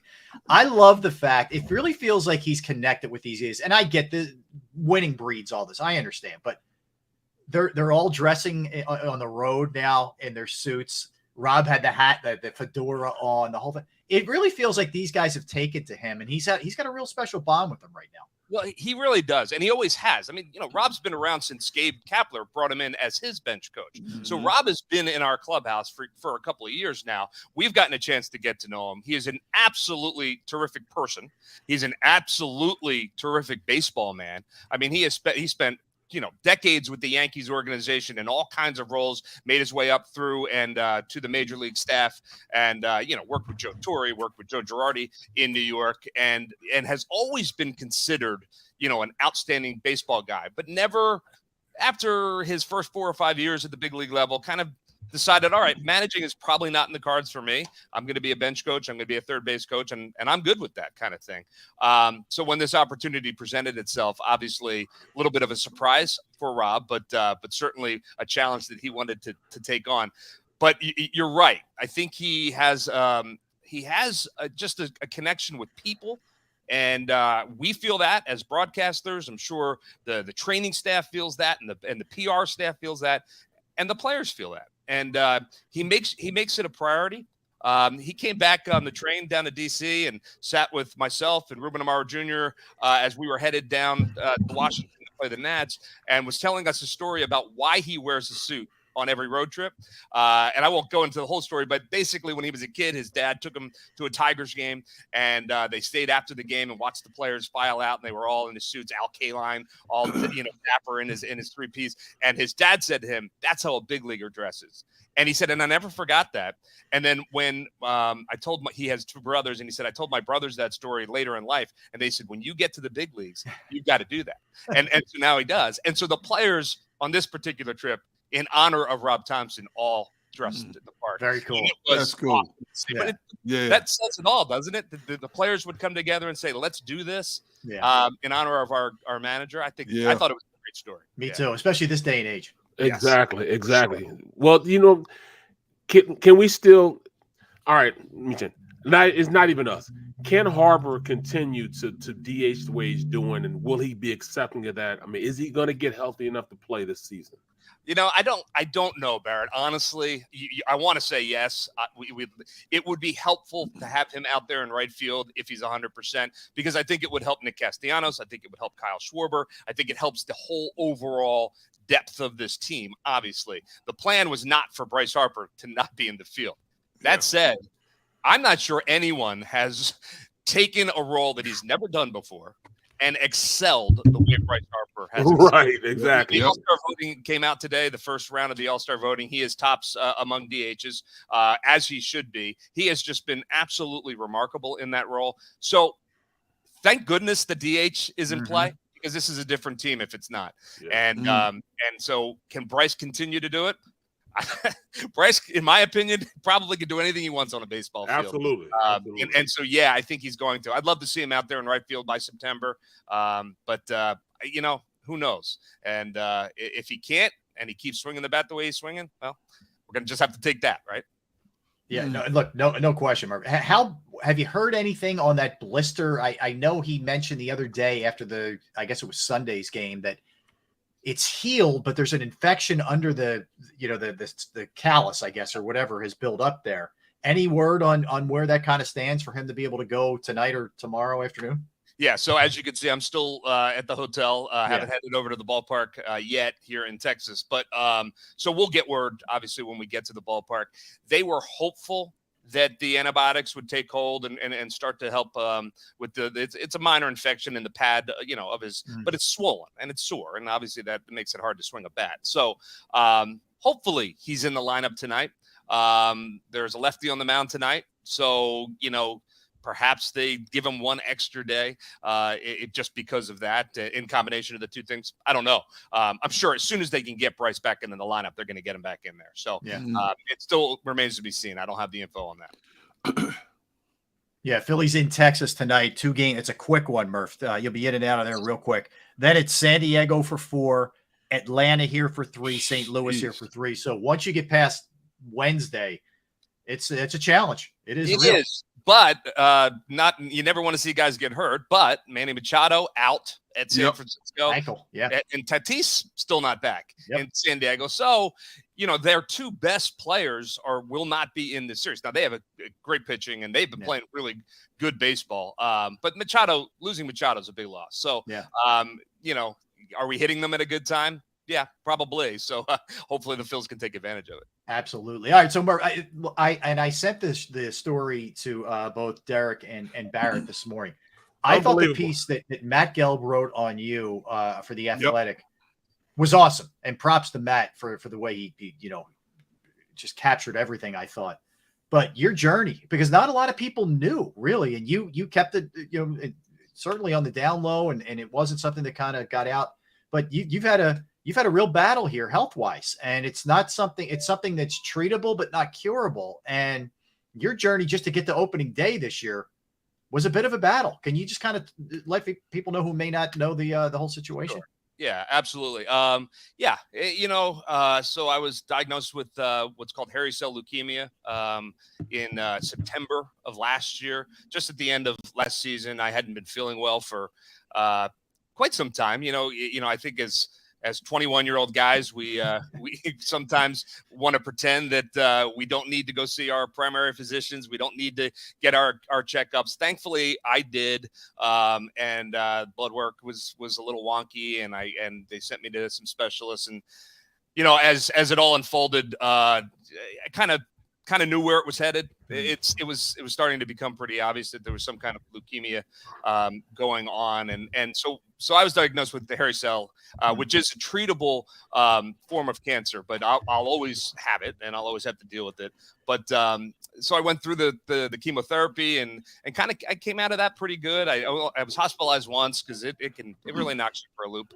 But then in February is when I really started to have the challenges. I developed what they call an interstitial lung disease because of the chemotherapy, and I really was struggling to breathe and talk, and as you guys know, in radio, that's important prerequisite. Oh, yeah.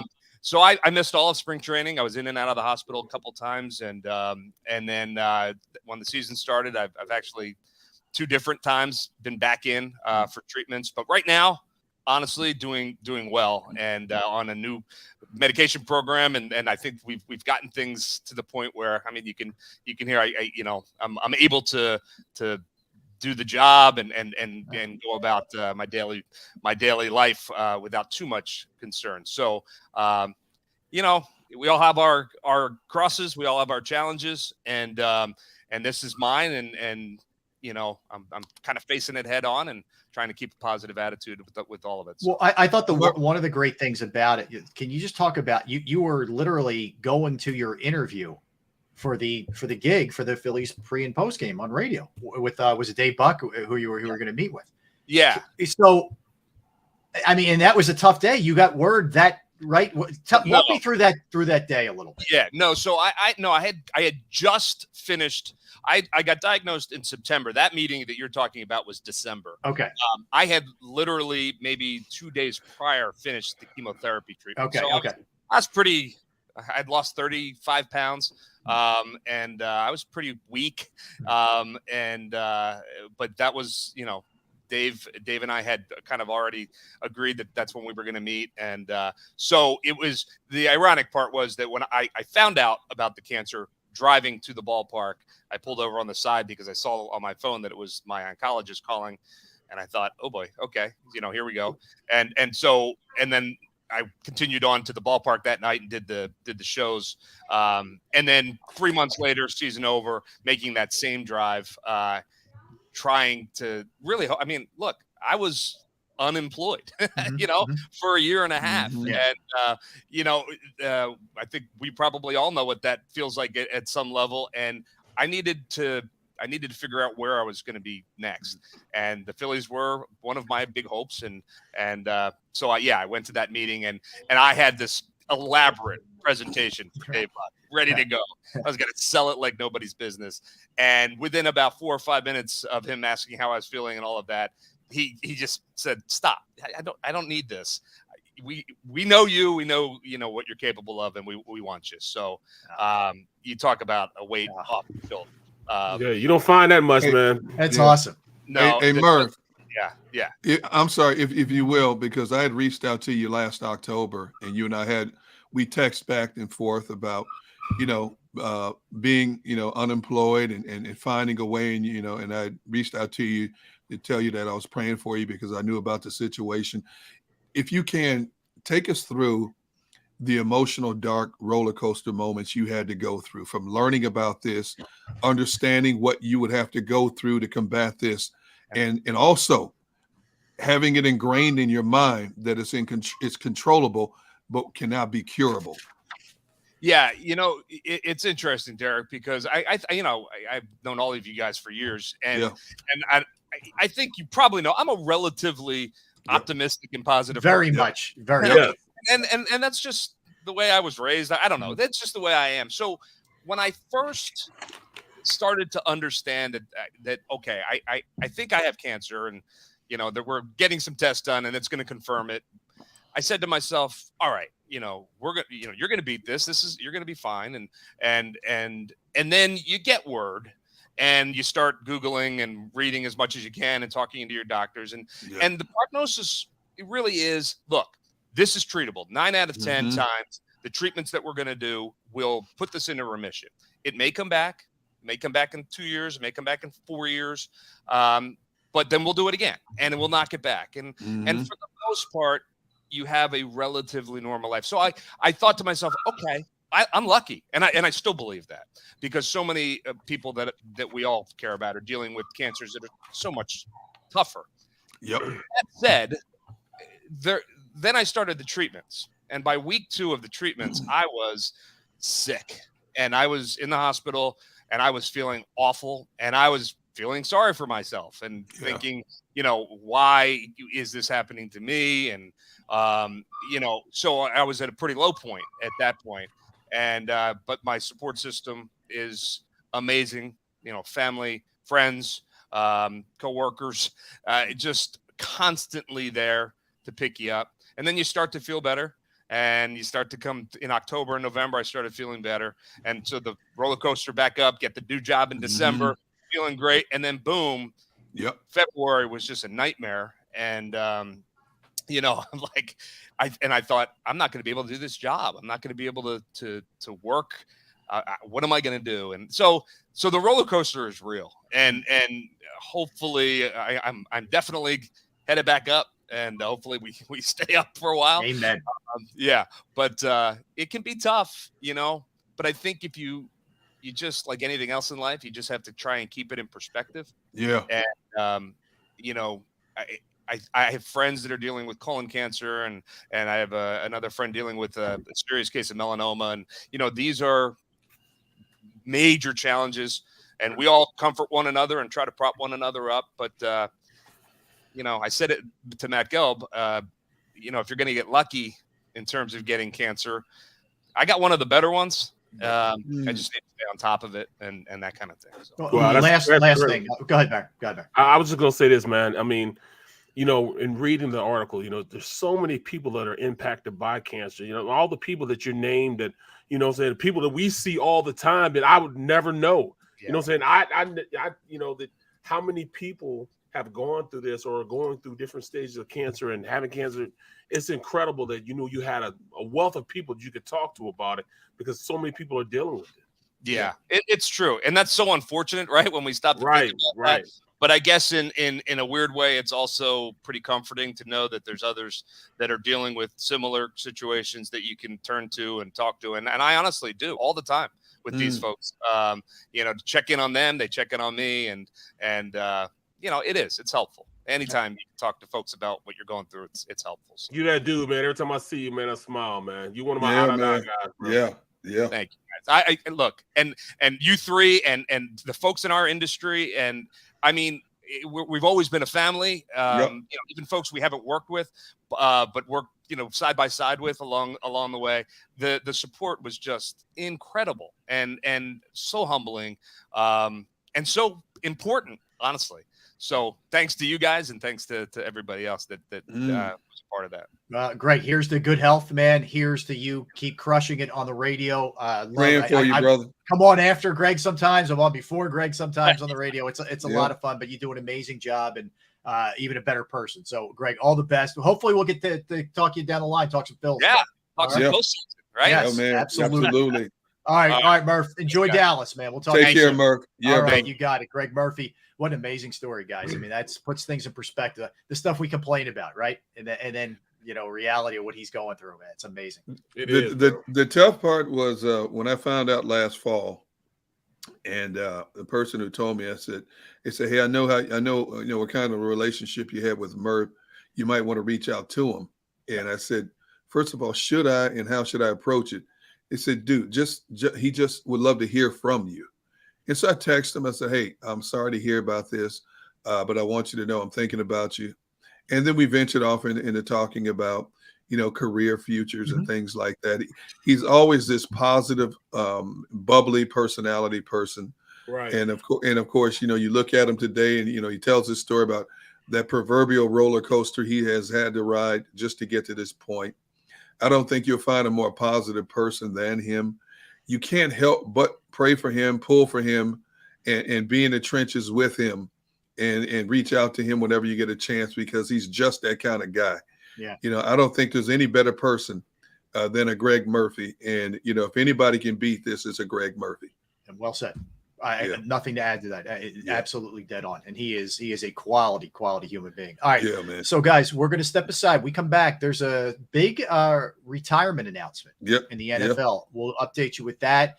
And some guys who are already retired stepping into different roles. There's a bunch of other stuff that we're going to get into when we get back in the open talk segment. So don't go anywhere. Derek Gunn, Barrett Brooks, Rob Ellis. We are Sports Take, JAKIB Sports YouTube Network.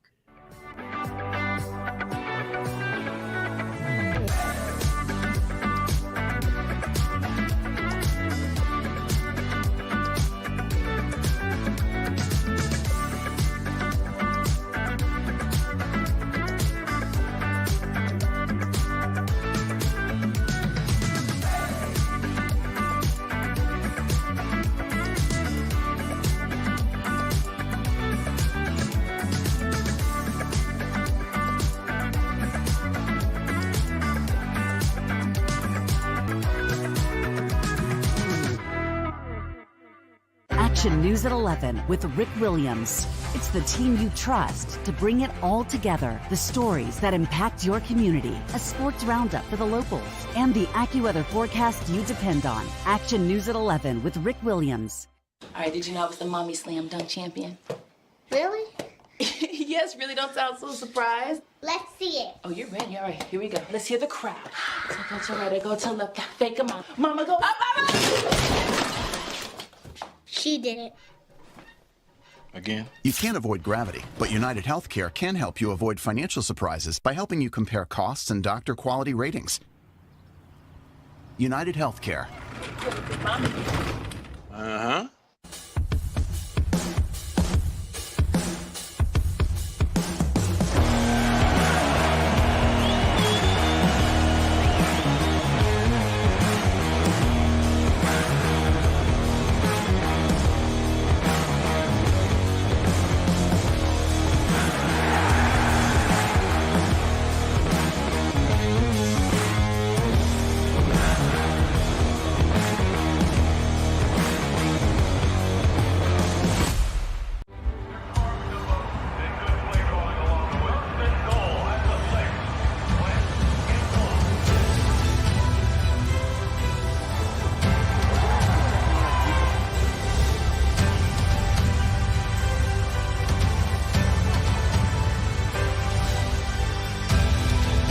Field of life, First Trust Bank is there for you. Champions on 3. 1, 2, 3. Because Philadelphia dreams deserve a Philadelphia bank. Go for the midnight dares. Go for the game.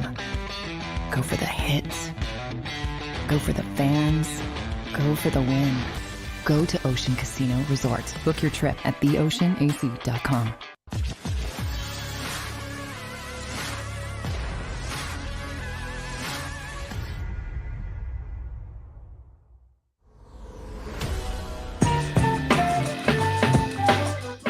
All right, final segment of the show. It's been a fast one again today. Welcome back in, everybody. We are Sports Take. Smash that like button. Derek Gunn, Barrett Brooks, Rob Ellis. All right, guys. So a couple things breaking as we were talking to Murph there. So one is Rob Gronkowski will officially be retiring. This is his second time stepping away from the game. He came back after years in New England, played the last 2 years in Tampa, won a Super Bowl, of course, 2 years ago with Tom Brady, his old buddy from the Patriot days.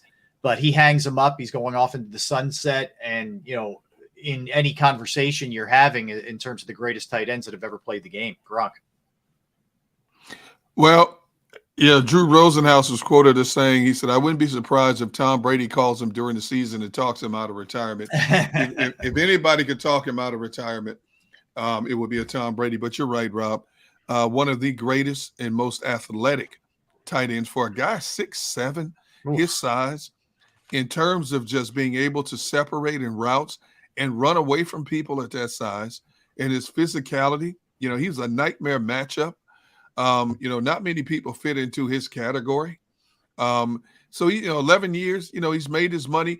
You know, the greatest story about Gronkowski is for much of his career, he's never touched his salary. He's lived off his endorsement money. So the dude is financially, he's set. He's had so many endorsements in his career, he never had to touch his salary. And I wish more football players had that opportunity to look at their finances like that in terms of don't spend every dollar you can get on a car, jewelry, and a good time. You got to prepare for a future because you don't know how long your football life is going to be. But then you look at Tampa Bay, they're still in very good shape tight end wise. They have Cameron Brate, Darren Fells. So, you hate to see a guy like Gronk bow out, but after more than a decade of giving everything he had from the East Coast to the West Coast, the Midwest to the South, hey, you know what? If you want to call it a career, you've won your rings, you've made your money, God bless you. Good luck to you in life after football. Amen. Barrett, your thoughts? You're talking about a guy that was, virtually unstoppable for a major part of his career. Yes, he had the best quarterback in the world, but I mean, he had hands. For as big as he is, he had great hands. He knew how to win on routes. He knew how to, catch in traffic. And, his yak yard is almost unstoppable, man. He was just a dominant player. And just what he was able to accomplish, man, and do it his way. He definitely did everything his way. And I wish I could live off endorsements, but didn't nobody want to endorse me, bro. You know what I'm saying? So I didn't have that opportunity, Derek. You know what I'm saying? Nobody was giving me any money. Yeah, my fault. Was it my fault? I don't know. Why didn't you endorse me, Derek, when I was playing? I could have lived off the money you gave me. Yeah, well, you'd have been broke if I lived off the money I gave you. Yeah, right. You'd been You'd broke. be exactly where you are right now. Right. 4 titles, 4 rings. 4-time Pro Bowler, first team, 5-time Pro Bowler overall, NFL Comeback Player of the Year a couple years back. Most TDs ever in a season by a tight. He had 18 touchdowns in one season. Most 100-yard games ever by a tight end, 32. And he was a great blocker. I mean, look, this was a complete player. I mean, there is no two ways about it. He did everything on a football field. He won. He had fun doing it too, and you appreciate that part of the game too. He was a guy who was, fun. Appreciated what he was doing. He was a character with his dad and his brothers. He's a meathead, and he loved being a meathead. Yeah, right. He never shied away from it. Like, okay, I'm the party guy, meathead. Good. That's exactly. But he showed up every Sunday. That's for sure. So Gronk stepping away. I thought this one was interesting. I'm not really shocked by it. So Ryan Fitzpatrick's going to be part of the pregame show for Amazon, which is going to be Al Michaels and Kirk Herbstreit are going to do the Thursday night Amazon games, and Fitzpatrick's going to be part of that panel for the pregame shows. Makes sense. Character. Well, he'll be in the studio with Richard Sherman and Tony Gonzalez. Okay. Tony Gonzalez has, we know I think he's pretty good. He's done pregame shows on Fox and other networks. Right. Mm-hmm. So I think he's been pretty good. I think Richard Sherman will be very opinionated. He's articulate. He went to Stanford, so you have to be. I think he's good. I don't know about Fitzpatrick. Fitzpatrick played the game a long time, knows the game inside and out. But I'm curious to see. I can't wait to see how he's going to fit in with those two, and if there's enough airtime for all three of them to get in what they want to say. I think they will. I think that he's going to be fine where he is, simply because just like you said, he's articulate. He understands how to play the game. Whether it's football, whether it's being in the corporate world, whether it's being on TV, he's going to find a way to fit in and flourish at whatever he does. You can believe that. Yeah, I mean he's quirky. I don't know how that exactly translates. Like, to me, it's worth the gamble. I'm sure they've had him, do some test things and, whatever, some demos and some pilots and whatnot. So I'm sure they have a pretty good handle on what it is, but yeah, he's a different dude, man. Like, he's a strange cat. I mean, you remember how he dressed after when he beat the Eagles in that game? You remember he had the chest hair and the gold on and all that stuff, man. Oh yeah. Yeah, unbelievable. So now there's also word that Marshawn Lynch may have a part in the pregame show. Hey, where's Amazon getting all this money, man? Telling you, man. Well, you know how they they get half it from me. I'm paying me too. I'm paying Fitzgerald's contract, bro. Well, Amazon went through the roof during the pandemic. Yeah. Everybody got everything delivered. They did. I mean, it was for a lot of, it crushed a lot of people, but for some businesses, they flourished, and they were one of them. And, they weren't kidding, man, when they said they were getting into it. Like, they're going to be real. This is where things are headed. By the way, guys, so like, give me an example. Sunday, the Phillies game locally was on Peacock, which is a streaming service. And there were a lot of people that weren't happy about it. But that's where, unfortunately, the days, well, not that the Phillies are free, you're paying for cable to watch it, but you know, the days of like watching a football game on Fox and CBS and ABC and NBC where you're not paying are numbered. Like everything's going to cost. Yes, I think out of the 12 games that I did on college football this year, there were only 3 that weren't on ESPN streaming app. ESPN Plus, yeah. ESPN Plus, yeah. It was only 3 that weren't on ESPN Plus. Yeah. The two championship games I did, semi games I did, and one other game weren't on ESPN Plus, but the rest of them were, you got to pay the streaming. And I think that's the way things are going these days, because everything's so regionally centralized that you can use streaming to make it, right there and go with your favorite team whenever you want to. Mm-hmm. You can be in Maine and get a game from South Carolina because, through streaming, because that's where everybody watches now. Everybody watches it on the phone. I mean, it's very few and far between do you see guys just on TV. Watching just TV. It's usually on a computer. It's usually on your app, your phone, or whatever it is. So it's just the nature of how things are being consumed these days in sports. I can remember a couple of years ago when I was at NBC, once a month or once every other month in the summer, they would have games on the website, and used to drive us nuts in the office trying to pick up the game off the website. Right. Yep. And so, streaming, website, those are the things of the future. This is how people are consuming the material more so than ever. Look at what YouTube has done. Look how YouTube has taken off. People are making, in our industry now, in a lot of cases, more money off YouTube than they are working for local news stations nowadays. Yeah. So you either adapt or get left behind. Well, look at what we've done, right? We've taken, when we all still dabble in, traditional radio, whatever. Yeah. But this is where the future's going. Streaming. This is where it's headed. I'm still poor, though. I'm still poor. I don't know about you guys. I'm still right. You're right. You ain't poor, man. Poor schmuck. So go buy another bug zapper gun. Okay. Right. Rich. No, you got rich people problems. That's what your poor is. No, your poor is different from my poor. No, your poor. You know what? Your poor is different from my poor. Here we go. You should not sit there with a straight face and tell that lie. You have 10 times more toys than I do. Okay. Don't sit there and lie. I buy used stuff that I gotta fix. You buy new stuff you don't have to fix. You just I don't buy anything. Derek. Let me show you something real quick. Let me show you something right now. You know why I'm so happy that I'm gonna be on a shopping spree at Cabela's? Because I have $500 worth of gift cards my family have given me over the last year. Father's Day, Christmas, birthday. I just, hey, just give me Cabela's. Look at this. I'm loaded up. Bass Pro Shop and Cabela's. I'm going to clean up. I'm going to clean up. What? When we going? Oh, all of a sudden we going now? Oh. Now it's we? Oh, Rob, did you get invited? I'm waiting for that. I'm waiting for the email. I'm waiting for the text. Me too. Hopefully it'll happen soon. Look, all right. All he heard was a bunch of I. A lot of eyes. I love you. Team. Yeah. I love you guys like step brothers. I love you guys like step brothers. And after the show is over, I'm gonna have my people call your people. How's that?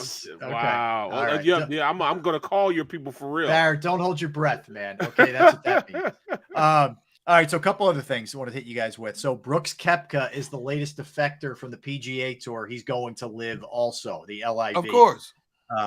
And we talked about this a lot. Like we're seeing the tip of the iceberg, man, because these guys see the bread, the less work, and they're not worried about where that money's coming from. Ultimately, that's just the reality. Like I'm not saying it's right or wrong or whatever, but the reality is that these guys will absolutely make that jump for that bread. I'm not surprised one bit. The best sales pitch is when you have colleagues and buddies who've already made the pitch. And of course, curiosity, we're all curious human beings. Yep. You start to ask, hey, why did you do this? What is it like? And all of a sudden they start adding up the pluses versus the minuses, the old guard versus the new guard. Oh man, you know what? You make a very good point. And then the old guard is going to try to strong arm you. You do this, we'll suspend you. You do that, you're suspended. You can't. Oh, you know what? Really? Is that what you're going to do to me? Peace out. I'm out. Yeah. Yep. Why not? Well, I mean, it's kind of like how we started this show, man. I mean, I here I am, me, and you know, two other guys. We started off the show called we started off the show called The Middle. And I said, hey man, come check out this JAKIB Media. These guys are pretty cool. Xander, he's a little flighty, but you know, just Pop Joe is pretty cool. Flighty. And he's flighty. Oh my God. And all of a sudden, bam, where you at? You know what I'm saying? Who brought this thing together? Me. I did. Who brought this thing together? And what do we have now? Sports Take. Yep. Hard to argue, I guess. I don't remember you asking me to be a part of this. Oh, I can't remember back then. Let me think. You never want to remember the good stuff. You never do. Now I'll give you your props. Okay. I'll give you your props. There you go. I'm going to give it to you. Oh, that hurt. Oh, that hurt so bad. It stings. It stings a little bit. Oh, yeah, it just like somebody hit me with a shot of bug assault. Bug assault. Yeah. Yeah, you just got your own medicine. You got a little bug assault coming back at you. Dang. From all the bugs you took out the last couple of days. Wow. All right, so Gronk out. Greg Murphy touched on this, but I wanted to reiterate. So Harper's the leading vote getter for NLDH. And you know what I say to that? No duh. I mean, if he's not the leading vote getter, I don't know. Something's wrong with the process. Exactly. Here. If the guy doesn't make the All-Star game this year, there needs to be an investigation. So that's it starts with him and everybody else. Agreed. That's what the bar said. You're right. I just got some good news for you guys. Are you guys ready for some good news? Yeah, we need the raise. What? A raise. Man, raise what? Raise a flag. That's about it. Our boy Brandon Graham, 1 o'clock tomorrow, baby. BG. 1 o'clock tomorrow, Brandon Graham. Oh my goodness. It's about to get crunk up in here. This is awesome. We had Brandon week 1 of the show. Yeah, so we did. It's been a minute. So I can't. Oh man, that's a game changer right there, Brandon. He has Graham. been, I have never seen a player so excited to go into a football year. Oh my goodness! Yeah. Never seen a player that's excited. He's ready. It's got to be in his back of his mind. This could be my last year with the Eagles. I'm going out in a blaze of glory. You know what's funny? Every video you see of a new Eagle coming, they give you he's getting out of the car and he's walking around the facilities. You ever see the videos the Eagles put out on their social media? It's great. It's very well done. I'm telling you, every single guy that's come in and has been new to this organization will walk past the weight room. Yeah, Brandon Graham's in there doing work every time one of these guys walk past. Oh yeah, it doesn't matter when it is, what time it is. I'm telling you, man, it's unbelievable. He is unbelievable. It's like Christmas in June. Vinny Curry and Brandon Graham in the same week. Yeah. What else do you want? No. What else? That's how we roll. That's how we roll. I'm taking the rest of the summer off after tomorrow. Yeah, Derek's out. Derek's out after tomorrow. We'll see you in September. Mic drop. Is it a mic drop? That's why I'm dropping the mic, just like a rapper. Boom. The great thing is we get to talk to him now about all these new faces too, and what these guys have looked like up close and personal, man. So absolutely. Yeah. So tell a friend, man. BG tomorrow. And what did Vinny say his nickname was? I got to ask him about that. What was his nickname? Vinny called him Husky. He called him Husky. Husky, is that it? Yeah, Barry, you missed that yesterday. You dropped that little nugget on us. They called him Husky. I'm sure Brandon's gonna be thrilled with that. See, Barry, while you are working on your tan, Rob and I were in here working, bro. Ouch. Bro, I would rather be on this show than be out playing golf. Believe that. How did you hit him? We didn't even find out about that. How did you shoot? There's no need to ask how I shot. It was shut down. Nothing was shot. I couldn't hit it straight. and if I did hit it, I made contact. It'll be three or four holes later. You know what I'm saying? I mean, I was finding BB balls. I was supposed to be in the 9th green. I'm finding them in the 3rd green. It was bad, bro. I mean, I'm just not a golfer, bro. I mean, everything's just tied up wrong. I'm too stiff up here. My hips are stiff. It's a mental game, man, and it's a mechanical game. Like it's hard. Well, mentally, I'm checked out. Okay. Do you hit the ball off the tee like Barkley, which I think is one of the funniest things I've ever seen in my life? I don't have that hitch. I don't have that hitch, but I go straight through, and it just goes. When I get it back here, it just goes all the hell of when I'm going forward. Everything just messes up. I'm looking up before I hit the ball, and it's either going or it's going or. I mean, I don't know where the hell it's going, man. I just can't do it. Quality. See, that's one sport. That's one sport. I promise you this. I would cheat. Plain and simple. I would cheat every time I play golf. Oh, but see, guys, I have one more. I have one more. I have one more I got to do though. One more. You still have another tournament? Here we go. Andre Reed next. Andre Reed is next week. I mean, this Hall of Fame. It's going to be all Hall of Famers there. Kutztown zone. Yeah, all Hall of Famers. I mean, even John Randall's going to be there. Okay. Bruce Smith. You a lot remember of the guys you used to battle with. Remember the movie The Wedding Crashers? Yeah, that's Barrett. I think Barrett is a golf tournament crasher. I don't think he gets invited to any of these events. I just think he bogarts his way in to play. That's fair. I'm just saying. I'm sorry, offended, bro. I'm just throwing it out there. I'm just throwing it out there. How dare you?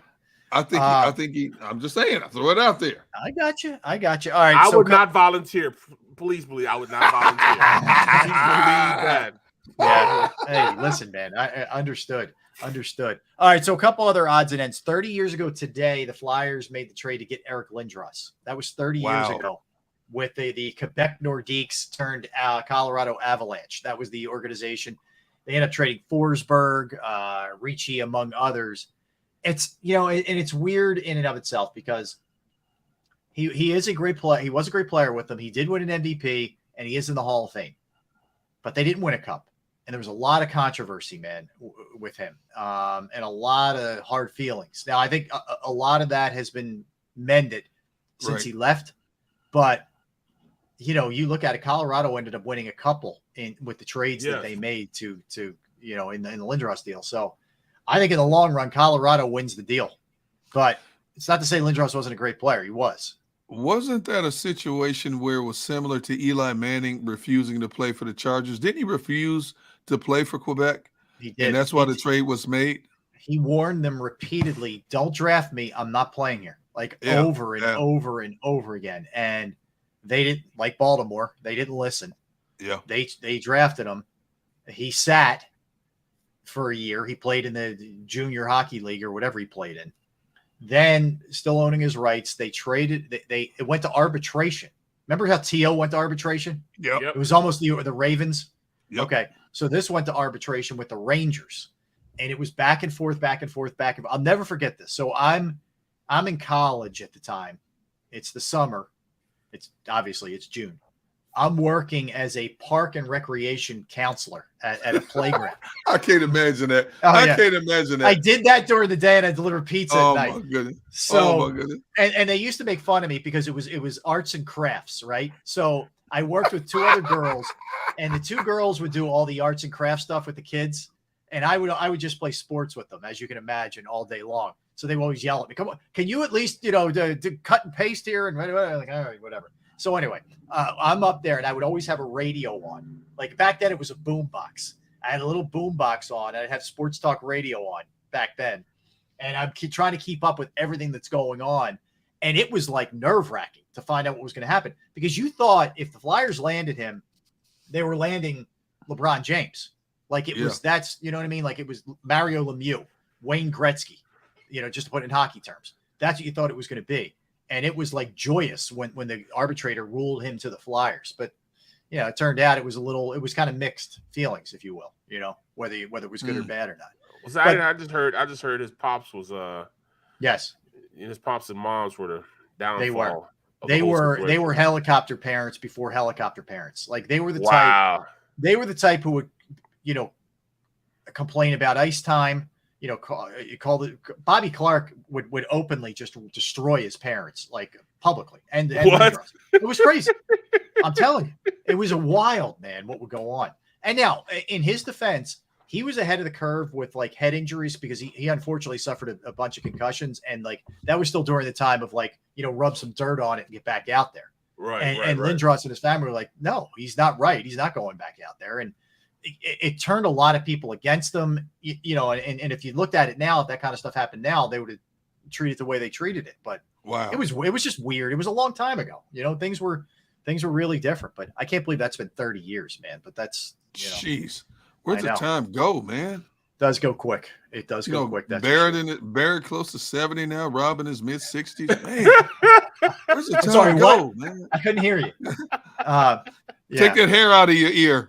I know, right? Let me get the toupee out of my ear so I can hear you a little bit better.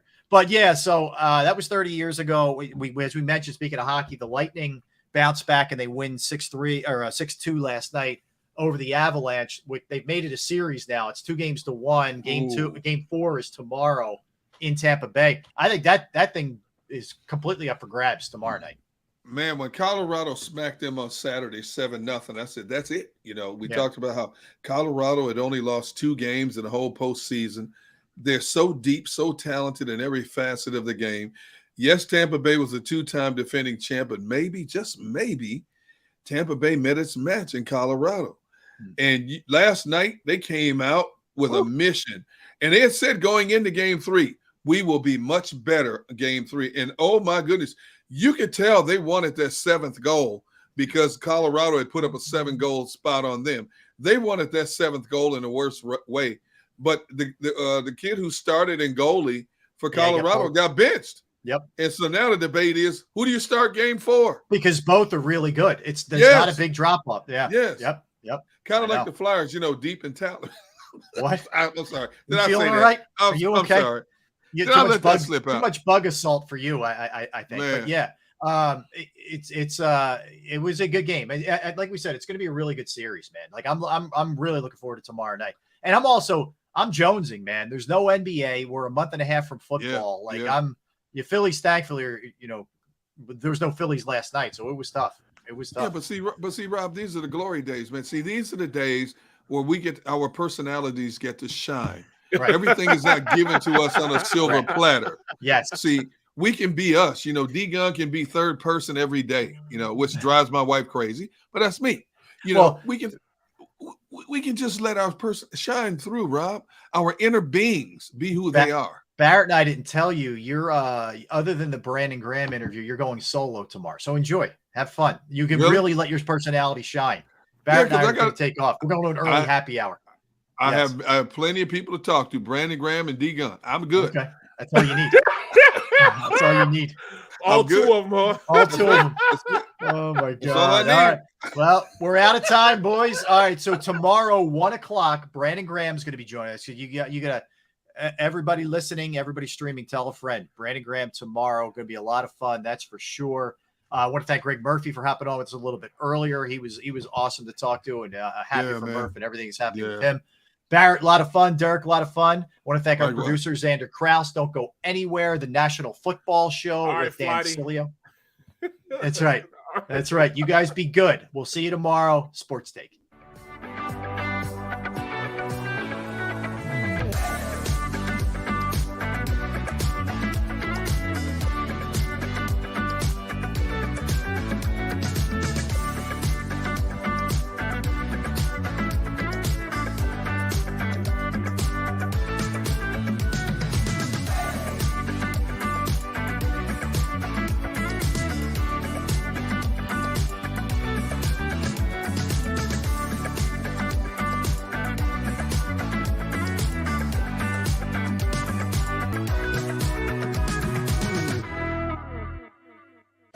News at 11 with Rick Williams. It's the team you trust to bring it all together. The stories that impact your community, a sports roundup for the locals, and the AccuWeather forecast you depend on. Action News at 11 with Rick Williams.